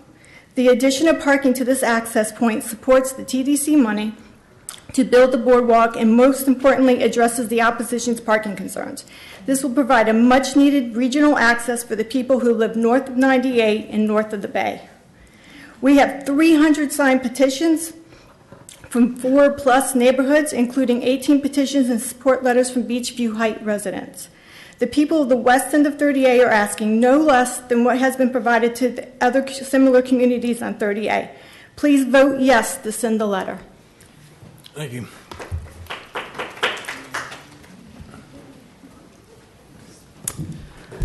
Good evening, Commissioners. My name is Bob Brook, and I live at 223 Pelican Circle in Walton County. I'd like to begin by quoting the Topsail Hill Preserve State Park Unit Management Plan referenced earlier. And I quote, "At Topsail Hill Preserve State Park, public outdoor recreation and conservation is the designated single use of that property. There are no legislative or executive directors that constrain the use of the property." This evening, I believe the issue before the board was whether or not the Walton County Board of County Commissioners should send a letter to the state seeking a determination on proposed use of certain public land in and contiguous to Topsail Park, Preserve State Park. The proposed use is aimed at providing additional public outdoor recreational opportunities for Walton County residents and visitors via access to public land that includes the fabulous beaches in Walton County. Underlying the determination is the question of whether or not the proposed use of the public land will impact adversely the conservation aspect of the land's intended use. Florida statute assigns the responsibility for making the determination to the State Department of Environmental Protection, Division of Recreation and Parks, Office of Park Planning. The Office of Park Planning provides technical support and professional services to management of the Florida Park Service. This support includes the administration and processing of leases, easements, and user agreements for lands under the management jurisdiction of the division. On one side of the issue are those who seek to enhance access to certain beachfront public lands consistent with the intended use of those lands. They do not intend to adversely impact the intended conservation use of the public lands in question. On the other side of the issue are organizations and individuals who believe the enhanced beach access will adversely impact the intended conservation use of public lands. The position of each side has merit. The TDC has drafted a letter for the BCC to send appropriate state authorities for determination on the viability of proposals for enhanced beach access. As part of the determination process, the state will focus on any potential negative impact on the conservation use of the public land in question. By Florida statute, the state is responsible for making the determination, not the BCC, not those opposed to sending the letter. If the responsible state authorities are permitted to do their job, their determination should settle the question of whether or not the proposed use of public land is consistent with its intended use.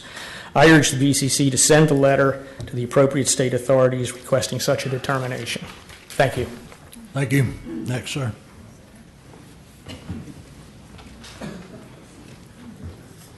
Hello, my name is David Harper, and I live in Stallworth Preserve.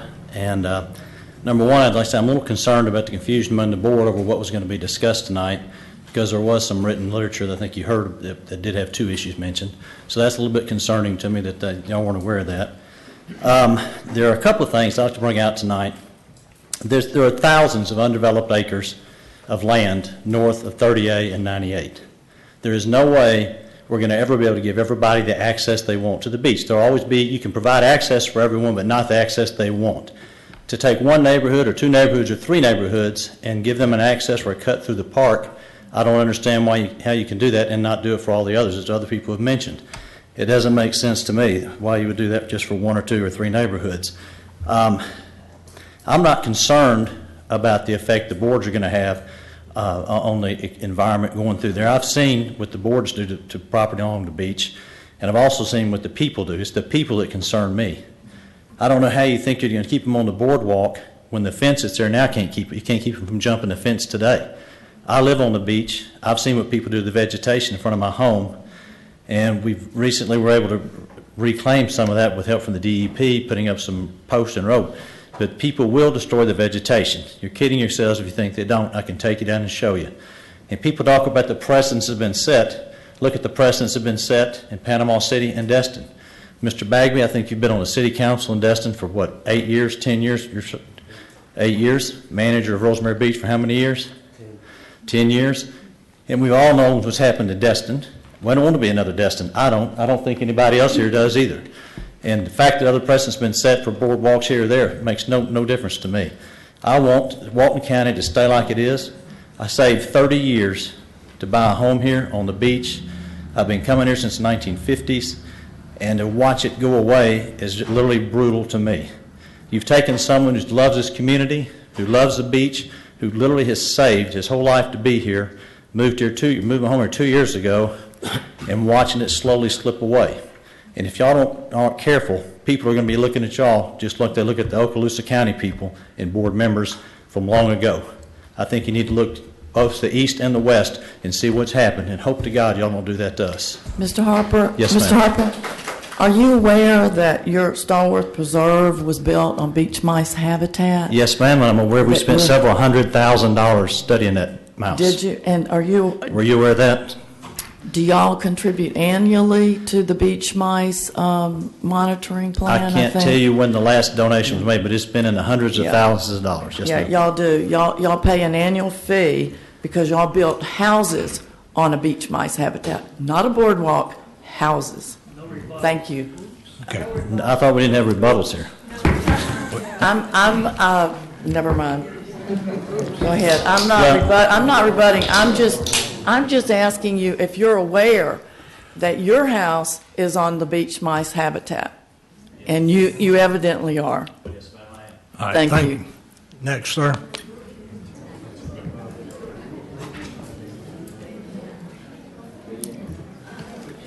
I am Jeff Marzallo. I'm Vice President and City Manager of D.R. Horton's Home Building Division in Walton and in Bay County. I just came here, we recently went on a contract to purchase the 25 acres, a little less than 25 acres, that was the Boys and Girls Club on 30A. We just came out here to, and I have emailed you guys, we just came out here to offer that obviously we're in the development stage. We are anticipating closing in the next couple of weeks on that property. We are in the development stage of the houses and the product that is going on that property. We are willing to consider to both the board and the county parking on our property to help with the issues that you are facing. I'm not saying we will. This was just brought to my attention a week ago. We've had no studies. We've absolutely done no looking at this at all. But we did want to come in here and just offer to you guys that we are in the development part of that project. We would consider putting some public parking on our property. We would be willing to work with you guys on it, depending on the number of parking spaces, the water retention for the parking, and other issues we'd have to work out.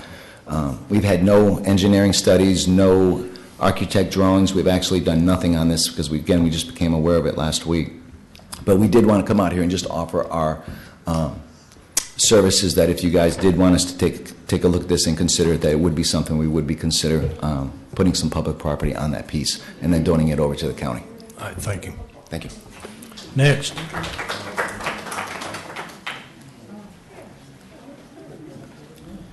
Good evening, Commissioners. My name is Michael Haygood. I reside at 6142 West County Highway 30A. My wife and I retired here in 2004. We've owned property here since 1993. We do oppose this building of any other access to the beach in the preserve. One of my main concerns, and I've expressed this to my commissioner via email, is we're talking about bringing more and more people into this area on the west end of 30A, but we can't control what's there now. We're talking about more pedestrians, more bicyclists, and more vehicles. The sheriff has done an excellent job in enforcing the speed limit down there, but people still race down that road like it's an interstate highway, and something needs to be done about that. Secondly, I heard one person today talk about safety. I think you have an obligation to keep the citizens safe in that area. The crosswalks at Dune Allen and all down that beach area haven't functioned for 2 years, and no one's done anything about it. I brought it to the board's attention, and all I hear is the buck gets passed. And I brought it to Mr. Bagby's attention and my commissioner. So I ask that you please vote against any further development in that area, especially in the state park, and that you don't send this letter forward. Thank you. Thank you. Sir, were you on towards the end? I was sitting next to him. Okay. Is there anybody else on that same road wants to speak behind this gentleman? Seeing none, we're going to start over here with this wall. You first one, just be in the well, and we'll go up that, and then we'll come over here and grab this wall here. I understand there's some people outside that wish to speak in the foyer, maybe out in the hall. We have exactly about 20 minutes, 25 minutes, and closed public hearing. So I'd ask each of you to hit it, your spot, high spot, so we can allow them, hopefully, an opportunity. Thank you. My name is Richard Bryan. I'm wondering how you got yourself to this point. Why are you the spokesman for these folks dealing with their neighbor, the state park? They should be writing the letters. They should be getting the opinion. This is not something that you have an expertise on. You couldn't come back and explain to them anyway what you had heard or what you had read or what had been sent to you. I agree with the gentleman earlier that they could work this out with the park. And, you know, as far as the parking is concerned, if they've got an access there, I'd say use the money for the parking. And that way you would have, you know, one issue taken care of, the issue of what would happen to those people in the neighborhood that's right next to where the access is. So I would say don't be their mouthpiece. Let them do this for themselves and come back to you with what they have, the information that they have. Thank you. I have to say something. Mr. Ryan, yeah, one thing I'd like to just, you said that they should come back. The state has a long, drawn-out process. They require us to make the proposal and to send the letter. That's a state requirement. We didn't volunteer to, you know, to this.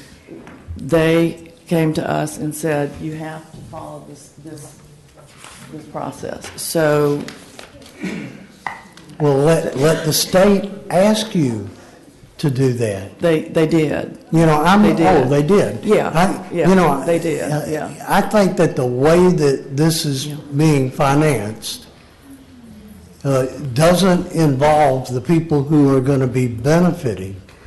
What are they giving up in order to get what they want?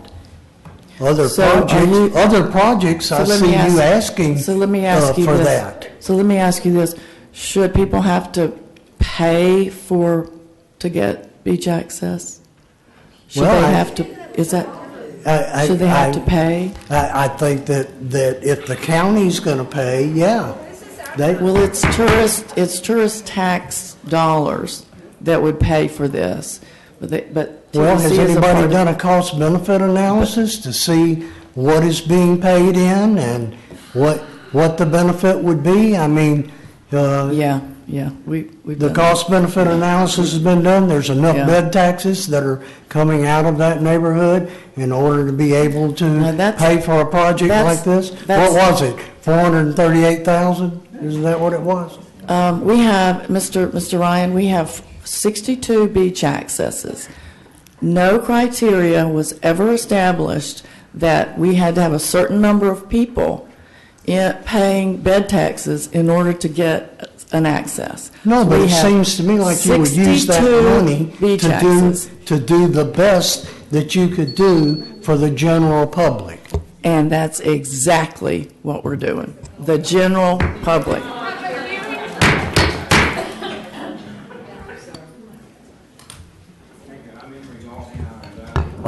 187 Cypress Drive. I have a couple of points I'd like to make, and to make one of the first point, I have a satellite image of Topsail State Park, and as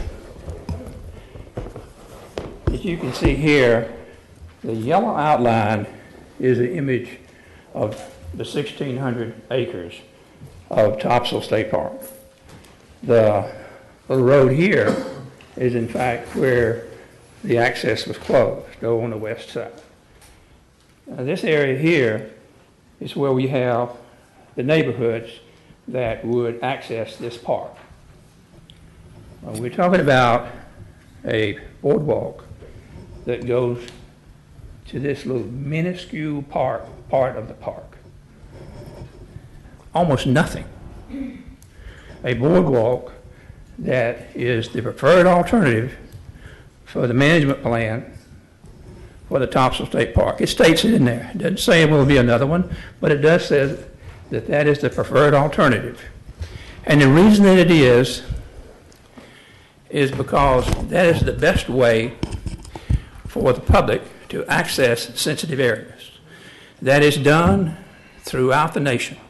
As mentioned earlier, it is done in Yellowstone National Park for 14 miles, some of which is historic boardwalk. It is now being done in Yosemite National Park because the trails that they have through that park are destroying some of the wetlands. So they are building the preferred alternative, which are boardwalks. In our neighborhood, there are close to 400 homes.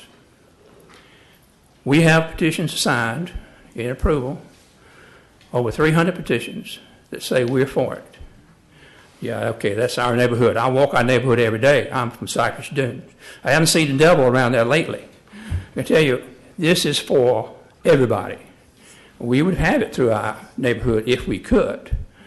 Even Beachview Heights is at about 62% in favor of it. Now that we've had Mr. D.R. Horton Company to offer up a parking area, we've done away with the public parking problem, and we've done away with the bed tax problem. So here you have an opportunity for the citizens of Walton County, and all we're talking about here is sending forth a letter, not an agreement, but just an understanding that we're going to work to figure out what is an alternative if it's possible, if it's appropriate. So I would encourage you to vote yes for this letter to go forward. Thank you. Thank you. Ma'am.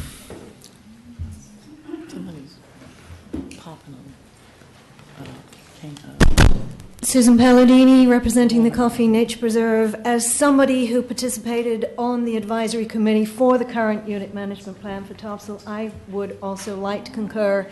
It doesn't talk about a second boardwalk. It does just talk about, if necessary, adding on to the existing conditions. I'd like to talk about the county website. It is extremely attractive. We have come a long way. Goals are posted. 2 of the written strategic objectives for 2013 to 2015 are preserve and enhance the physical environment of Walton County. Another one is continue building confidence in Walton County government through sound financial management, etc. The cost of this boardwalk project is mind-boggling, and there's no parking. There are notes posted on the vision plan. Ms. Commander, I believe you were very involved with this. Under Environmental, Military Affairs and Recreational, it states, market the underdeveloped nature of the county. TDC is doing that, providing eco-tours. Another note is seek a special designation on the federal and state level for the coastal dune lakes. Well, I'm happy to report that in April, be it resolved by the Senate of the state of Florida that Walton County's coastal dune lakes are designated as state ecological treasures, that the vital importance of Walton County's coastal dune lakes to the ecological and economic health of this state is recognized, and that the natural beauty of Florida's ecological treasures, the coastal dune lakes, is celebrated. It brings me, finally, to the TDC and marketing ecotourism. Who provides the ecotours recently funded with bed decks? Your Nature Preserve, park rangers, and nature-based businesses utilizing our state parks and our coastal dune lakes. Topsail Hill Preserve has the 2 most pristine lakes in the state. So don't kill the goose that lays the golden egg. This will happen if this request is approved. It will set a precedent for the continued fragmentation of our publicly owned conservation lands vital to our economy. And once again, I will just mention, Topsail was purchased with Preservation 2000 funds for preservation. Thank you for your time. Thank you. Ma'am.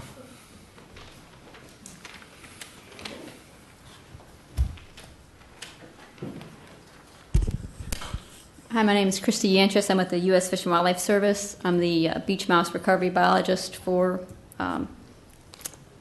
all Gulf beach mouse species, Gulf Coast beach mouse species. The difference between this topsail access and the water sound access with boardwalks is that topsail is already under preservation. There's no threat of development. Water sound was a privately owned and under threat of development. Boardwalks are a useful tool to funnel people over the habitat as opposed to being developed. They're not without their limitations themselves. The leading threat to Choctawhatchee beach mouse is habitat fragmentation. Cats, hurricanes are also big threats as well, but habitat fragmentation is the number one threat. If this boardwalk were placed through the undisturbed, pristine coastal scrub, secondary and primary dune ecosystem, it would fragment the habitat. This is the largest chunk of coastal dune ecosystem in Walton County. We have snowy and piping plover numbers that are beginning to come back with the restoration and management efforts that the state park's doing. We don't want to halt that benefits that they're seeing. I believe that a second access, I think it was already mentioned, potentially within the topsail was only to be proposed if the first access were overcrowded. I certainly can't speak for the park, but I don't believe that this has been reached. I personally, and I think the service in general, we do appreciate the idea of low-impact walking beach accesses. It does get cars off the road, but it should be in the appropriate places. Also, the management and enforcement within the park will become difficult with the extra access. And I don't see any offerings to help assist the state park with that if this were to go forward. Any other potential alternatives that may be thought of, we would certainly be more than willing to help provide some input on those if it's needed as well. So, thanks. Thank you. Anybody else on the wall? Go ahead.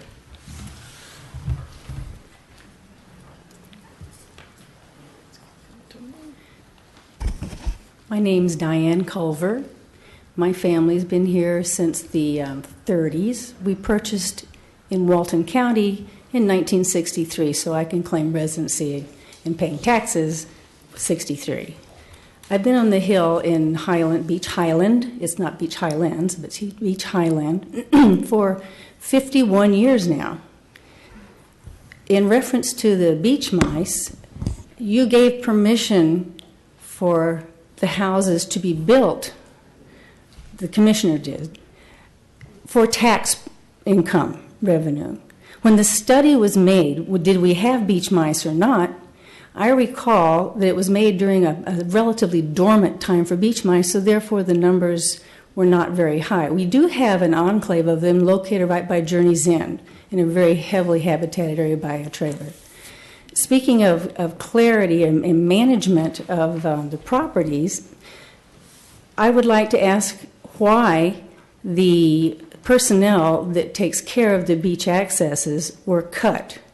I understand it was to enable you to have 3 trucks to use for official trafficking, or because we go from Rosemary, we didn't let them go. Not one. In fact, we're adding a beach code enforcement officer next year based on the approval of the.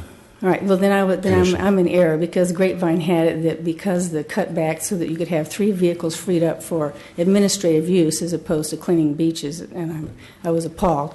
Simply because I have been cleaning Beach Highlands area by myself in the mornings for a long, long time, especially since the tourists became here.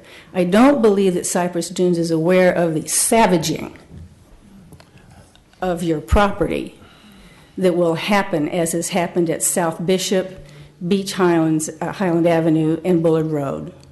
They are not aware, and I've started to pick up the beach area, the streets, to bring to you, but I know they wouldn't let me bring human excrement through the little container in the baggie, along with the drug needle this morning, and diapers, well, just one, and a Kotex. That was mild. These people defecate not only under people's porches, in their yards, and at the little side driveway. Not to mention urination, because the smell there is, pretty ripe.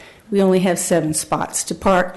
They have proceeded to trample plantings that I personally put in years and years ago, little benches and things in the little twin area that comes through. If you look at your map, it's supposed to be just one lane. But Mrs. Bishop liked those oaks. We have lost several because of trucks coming in. But speaking of maintaining the traffic flow, some of the police officers have been... Time, please. Okay, anybody else on that wall? About 12 minutes. I'm Bill Muller. Excuse me. I live in Beach Highland subdivision, and I'm deadly opposed against any more accesses, and this is the reason why. You can't fulfill what you're doing already. The county, through the TDC, advertises Beach Highlands, and I have the proof. I have emails that show that, as a destination point for tourists to come into our neighborhood by the thousands every year. They decimate the neighborhood. They decimate our yards.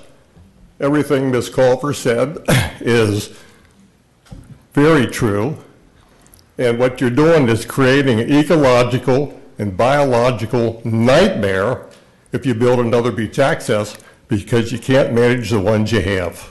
So I'm opposed against any more accesses. Thank you. Sir, you got anything?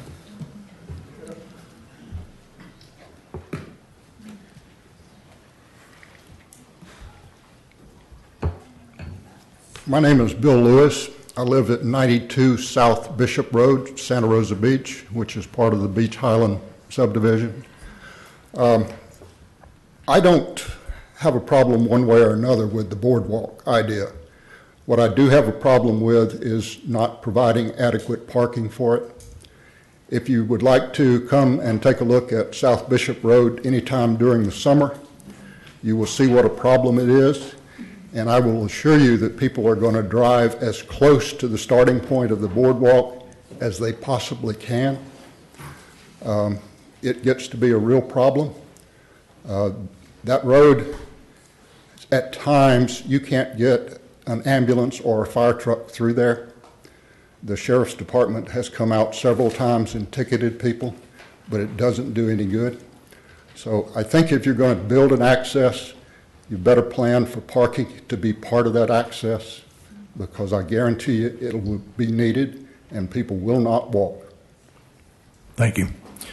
Okay, we'll start on this side here, all the way to the back wall. You have anything? Come on forward. We'll come right on down and around and out. You got about 10 minutes. Hi, my name is Brad Bolton. I live in Beach Highlands. I've emailed Cindy many times. Thank you for getting back to me. I'm against the Topsail boardwalk. I would like to ask a couple questions. We were at the last meeting. I asked if you guys, I don't remember who talked about it, but they talked about the parking issues in Beach Highland. Because Brian from the TDC brought it up that that's a bad example of a beach access, because there's parking spots and a limited amount. So people come there with the intention to park, and then they park in our yards and everywhere else. I asked at the meeting last time if you guys had a plan to address the Beach Highland, because I'm in agreement with the gentleman that said, I don't know about any other accesses but the one near my house. And it's not managed very well with parking. It's become an issue. I asked last time if you guys have put a plan in place for that one, because I think both are linked. If people are going to park at Topsail, they're not be able to park, they're going to park in our neighborhood. And if Cypress Dunes really wants to open their gates to let people park in there, they probably should come talk to some of us neighbors on South Bishop. My question is, do you have a plan for parking in the Beach Highland area, and do you have a plan to address parking if this access goes in, the Topsail access? We'll hold our comments until we get to the end of the public comment section, and then if there's any questions from the board to Mr. Bagby, they'll be taken at that time. And I have a few comments I will make that may address part of your question when the time comes. Thanks. Thank you.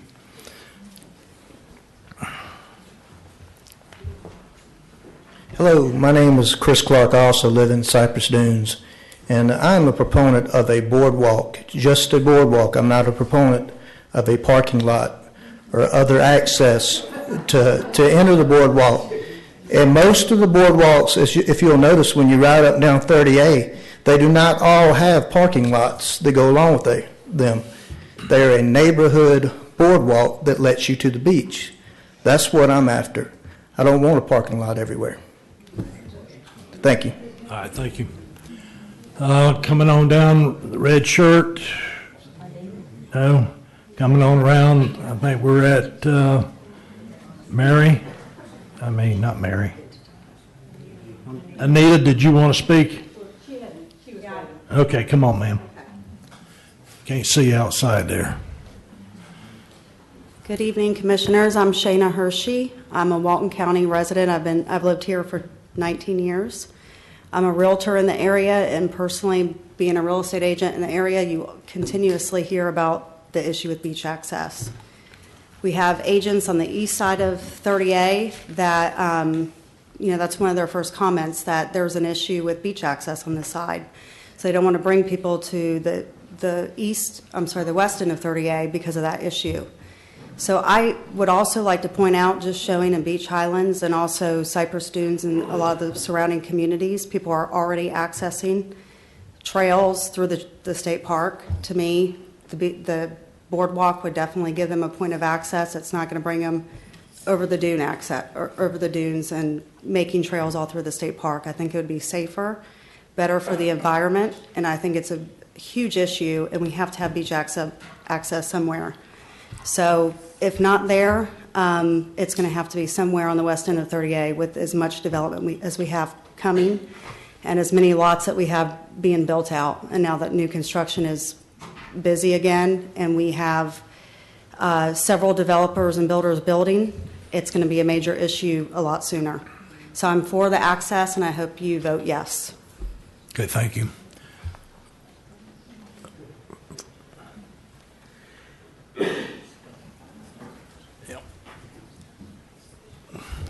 We have time for her comments and one more. Frank, you'll be behind her, and then that'll be it. Anita Page, and I want to say that I was on the Citizens Advisory Council for the management plan, and I will reiterate that there is no provision in the management plan for a second entrance to the beach through Topsail, which is why DEP has indicated that this will require an amendment to the management plan for that purpose. But what I want to talk about, and I'll make this brief because some people, I know we're running out of time, but a lot of people said it's only a boardwalk and a dune walkover. What's the big deal? The significance is that these structures are proposed to be constructed, maintained, and used through habitat that's been designated as critical habitat for a Choctawhatchee beach mouse, a very endangered species. And this habitat is currently fenced off on the east side to discourage human intrusion.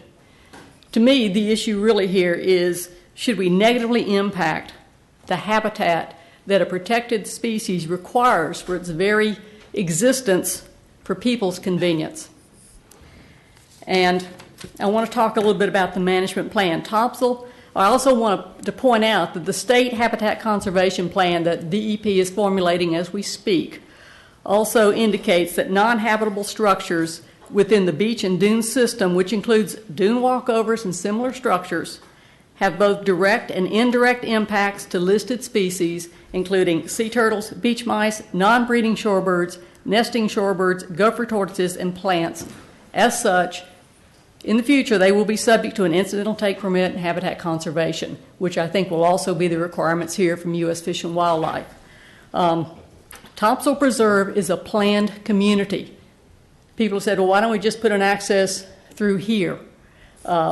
Because on a map it looks like nothing's there. Well, nothing is there for a reason. The management plan states that in the management of Topsail Hill Preserve State Park, preservation and enhancement of natural conditions is all important. Resource considerations are given priority over user considerations, and development is restricted to the minimum necessary for ensuring its protection and maintenance, limited access, user safety, and convenience.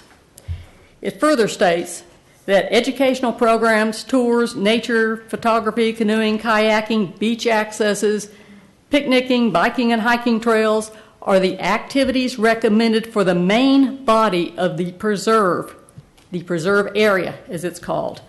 Interpretive trails, exhibits, boardwalks, and overlooks are proposed to allow visitor access to each of the natural community types found here in the main body of the preserve.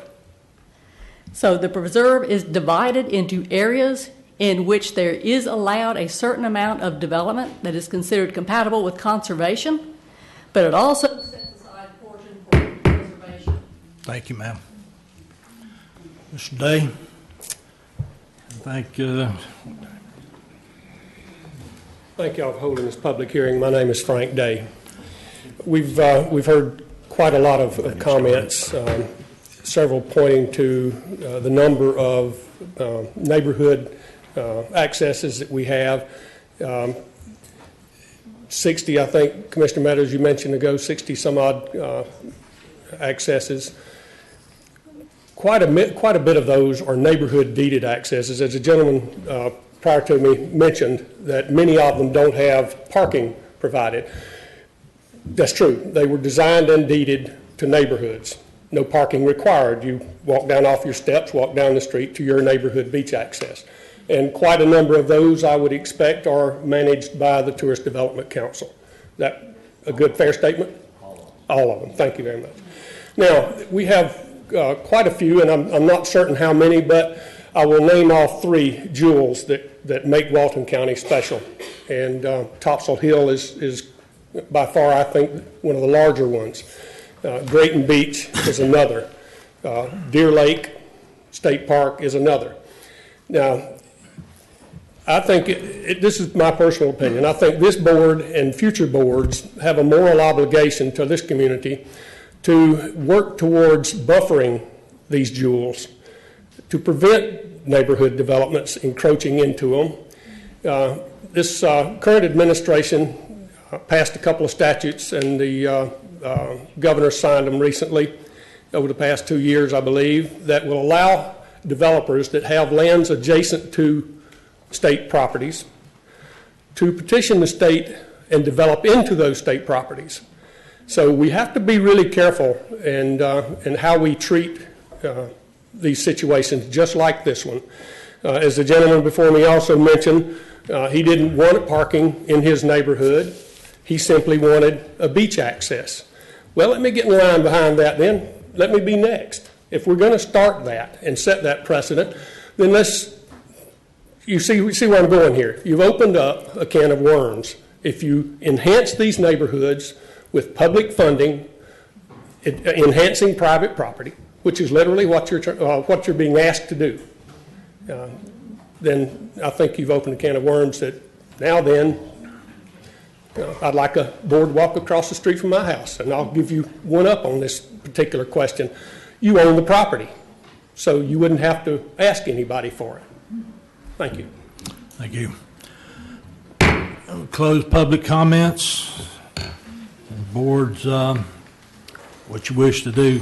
Before we get started, if let me make a couple of comments if I can. There's no doubt that this is a very trying issue for both sides of the fence. And we heard a lot tonight and also in the emails about what it may do to the park, what it could do to the park. One thing I heard, but just from one or two, is the impact upon the neighborhood and where this heads up. Okay? I have made my wishes known to some in this room when they've met with me that I had 2 or 3 concerns with that. One is parking. Now, those streets in there are not very wide. There's one section over there you got to wait and let the other car clear before you can even get up the road. And the impact of what's going to happen. I think somebody in here mentioned come out there at South Bishop Road on a holiday weekend. Well, sir, I have been there whenever I was with the sheriff's office having to go down in there. And I know how bad it is. Yeah, there is no parking per se except for 2 or 3 spots at the end. But I kind of look at it, the same thing would happen over there at Beachview. And that is because they're going to drive there. I don't care if you got parking or you have not got parking. And I have a concern about that. Now, whether or not, if this proposal goes forward, if there will be some future discussion or looking at what if we can find off-site parking. And D.R. Horton has offered that. But then again, you still got pick them up and bring them into that neighborhood to get them to the beach. Now, I have that's my concern. I think the parking is paramount. It has an impact upon the people that live there. Second thing is security. How do you secure that entrance after dark? Now, anybody knows, been out there, you're looking at a barbed wire fence that goes around that perimeter. Cats, dogs, coyotes, whatever, can have access to that park and get any rat that you want out there or anything else. Excuse me, beach mouse. So anyhow, some of those arguments doesn't hold water with me. But I still want to know, how are we going to secure that entrance there when it's kind of hard to do even at the main entrance? But that's the other thing. The other thing that I'm concerned about, and I still haven't got legal to give me a good definitive answer, is who owns those streets in there. There's a couple of court cases out there, Council, that I think me and you talked about. One court giving us the county jurisdiction to maintain them.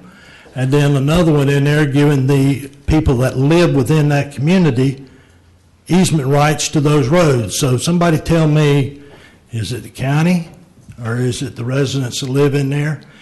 And the reason I say that, if something was to happen forward and it come to being an access point, the sheriff is going to have to be really comfortable in identifying what roads are out there. Are they county roads, so he can apply Chapter 316 dealing with those vehicles? If you cannot establish that to satisfy him that he can take enforcement action, it's just out there. And we got that problem where the residents would end up having to pull it. Those are my comments. I yield to the rest of the board. I wanted to make clear that people keep talking about this second access. I would like to read from, I was also on this advisory committee because I was a commissioner at the time that they notified us that they would be closing that entrance on 98. And I fought very hard to keep that entrance open because I thought that it would have a severe impact on Walton County's beach accesses at some point in time, and that time is here. During that discussion, there were other people who sat on that board, and we talked about this extensively. Now, there was a man who asked about a nature trail in the Beach Dune community. Would it be compatible with the protection of the beach mice? And the staff explained that a trail could be designed to provide public access to Topsail Dune without disturbance to the mouse or its habitat. That is in the plan. Okay, also too, another woman questioned that second little spur access that they say is really what was meant for the park. She questioned it, and she said it's only a short distance east of the existing exit point, so why would you provide it? Staff replied that the conceptual drawing places the structure through an existing dune blowout and explained that this is a preliminary concept, not a site plan. It is included in the management plan in the event that the volume of public use grows to a point where a need for the second route to the beach can be demonstrated. If and when that occurs, the division will consult with the U.S. Fish and Wildlife, Florida Fish and Wildlife, and will conduct a thorough study of the options for locating an additional boardwalk. I have the figures from the state. I asked them how many people go to that park, and in the year 2012 to 2013, there were 220,000 visitors at the park. 71% of them were RVers or campers. It also states in the management plan that the majority of the people who use the tram are campers or RVers. It's just too, it's too inconvenient for families with small kids and for people to take their families down. 71% were RVers, 29% were other people going into the park. So that's one of the things. Also, too, in the management plan, there was a gentleman there who indicated that he'd been a volunteer at the park since 1996. He was opposed to the plan to close Topsail Road because that would close half of the park. So you had a lot of opposition at that time. Now, I never saw a Fish and Wildlife economic impact on the decision that's required by federal law for that closing. And that was required. Now, the economic impact on Walton County, when they closed that down, as the people said, the people from North Walton, the people from south of the bay, north of the bay, the people that I represent, all the people, were cut off from using that park, with the idea that a tram would replace that access as a convenient access. In my opinion, that is not the case. The county has been hoodwinked, and we have received the burden of the state closing off that entrance. Now we have overcrowding in Stallworth Preserve access. We have overcrowding at Bullard Street access. We have overcrowding at Fort Panic. All of our accesses are overcrowded. And from where I sit in District 5 every single day, I see this from a whole different viewpoint. I see this as the future of our public, of the ability for the public to get to the beach. People who live north of 98, people who live north of the bay, people who live north of 30A. If what happens that I'm seeing happen is a total closure of beach accesses, private beach, we don't want to see people, we don't want to see cars, we don't want more people down here. So, in my opinion, if we don't take a chance and go against the grain, which obviously there are a lot of people opposed and there are a lot of people for, but just a number of emails, anybody can push the email button. I mean, we could get thousands of emails. If we start counting emails, we are not representing the people that we were elected to represent. So one of the things that I see, and I would appreciate you guys giving me the respect that I think I deserve. I'm the person who wrote that resolution and got it through the state senate on the coastal dune lakes. I'm the person who preserved cypress dunes, the cypress stand in there from development. I'm the person who got the Coastal Dune Lake Advisory Board back up and going and got protection for them. So I would really, Celeste Cabina, I'm the one who came out to your house personally and saved the pine tree that you didn't want the road crew to cut down when we paved your roads, and you laugh. You weren't laughing that day. And I deserve. Commissioner, I deserve. Please. Okay. I'm telling you. You made your point. I'm telling you. So another thing too, I would like to say is, from where I sit, you have a corporation that bought an access through Watersound West. My question is, do you have to be wealthy to get to the beach, to access to the beach? Sanctuary by the Sea uses a motorboat to ferry guests across Coastal Dune Lake. Is that an impact? I think so. Nature Walk uses the state forest trails for golf carts to get to the beach. Is that an impact? I think so. Stallworth Preserve is built on beach mice habitat. 4 Mile Village is built on beach mice habitat. People do not want to see other people on the beach, and that's, I think, what this is all about, is the slow closure of the public beaches. All right. Well, Commissioner I Hemphill. think that Commissioner Meadows has made some very valid points about some issues with regards to our future growth, the providing access, and I know that 7 weeks ago that the board directed TDC to go out and look for additional facilities to try and develop regional accesses, to try and develop some remote parking areas, and I think that that is very important if we're going to continue to want to grow tourism and provide opportunities not only for tourists but for our residents.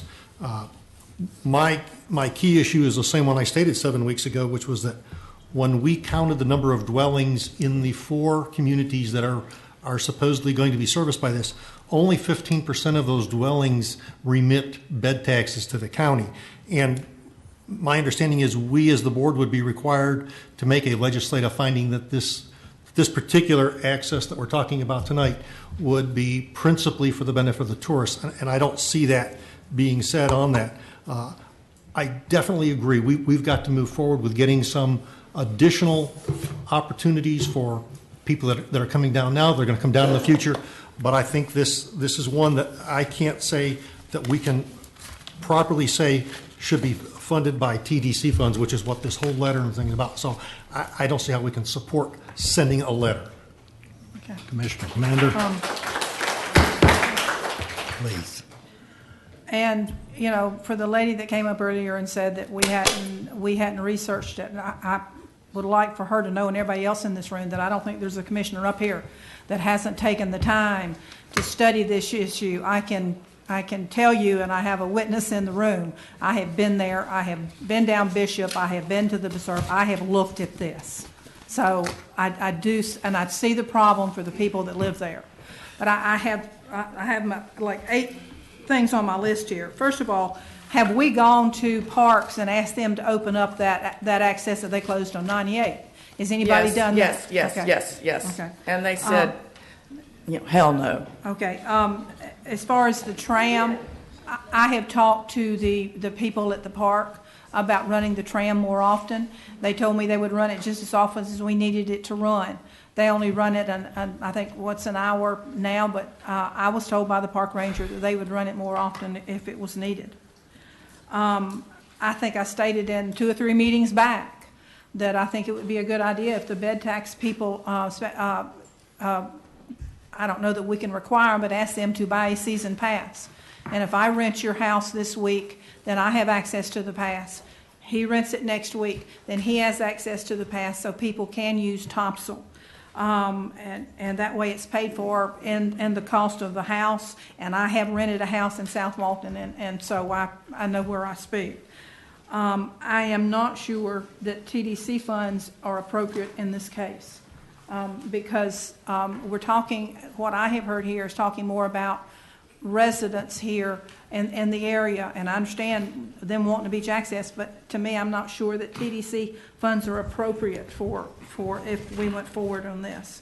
And I'm sorry, I have been down Bishop. You can't park there, and I know human nature as well as anybody. People are going to park along there because they want to be so close. They're going to have to walk the boardwalk. They're not going to want to walk that street, and we're planning no bathrooms. I have concerns, as Commissioner Chapman said, about law enforcement and about littering. How do we control that? I'm wondering if we could use the money more wisely by buying some, have we looked at any more land in that area to see if we could buy it and put in an access there? Because I don't know that we've done that. So I still have more questions than I do answers, and I know D.R. Horton guy said that they might possibly give us some parking. I like to see it in writing, and I want to know how much, how many, and that sort of thing. So I just don't believe that I can support the letter going forward, and Ms. Galtney, please, I'm not through yet. I understand Ms. Galtney, she and I have talked at length, and I understand their position, but I'm afraid if we send the letter forward, well, then it's going to be, the Walton County supports it, and I don't know that I can take that next step and support putting it in, so, Okay, what's the board's wishes? Mr. Chairman, I motion to deny the sending of a letter. I will second. Okay, we got a motion and a second. All in favor say aye. Aye. Opposed? Motion carries.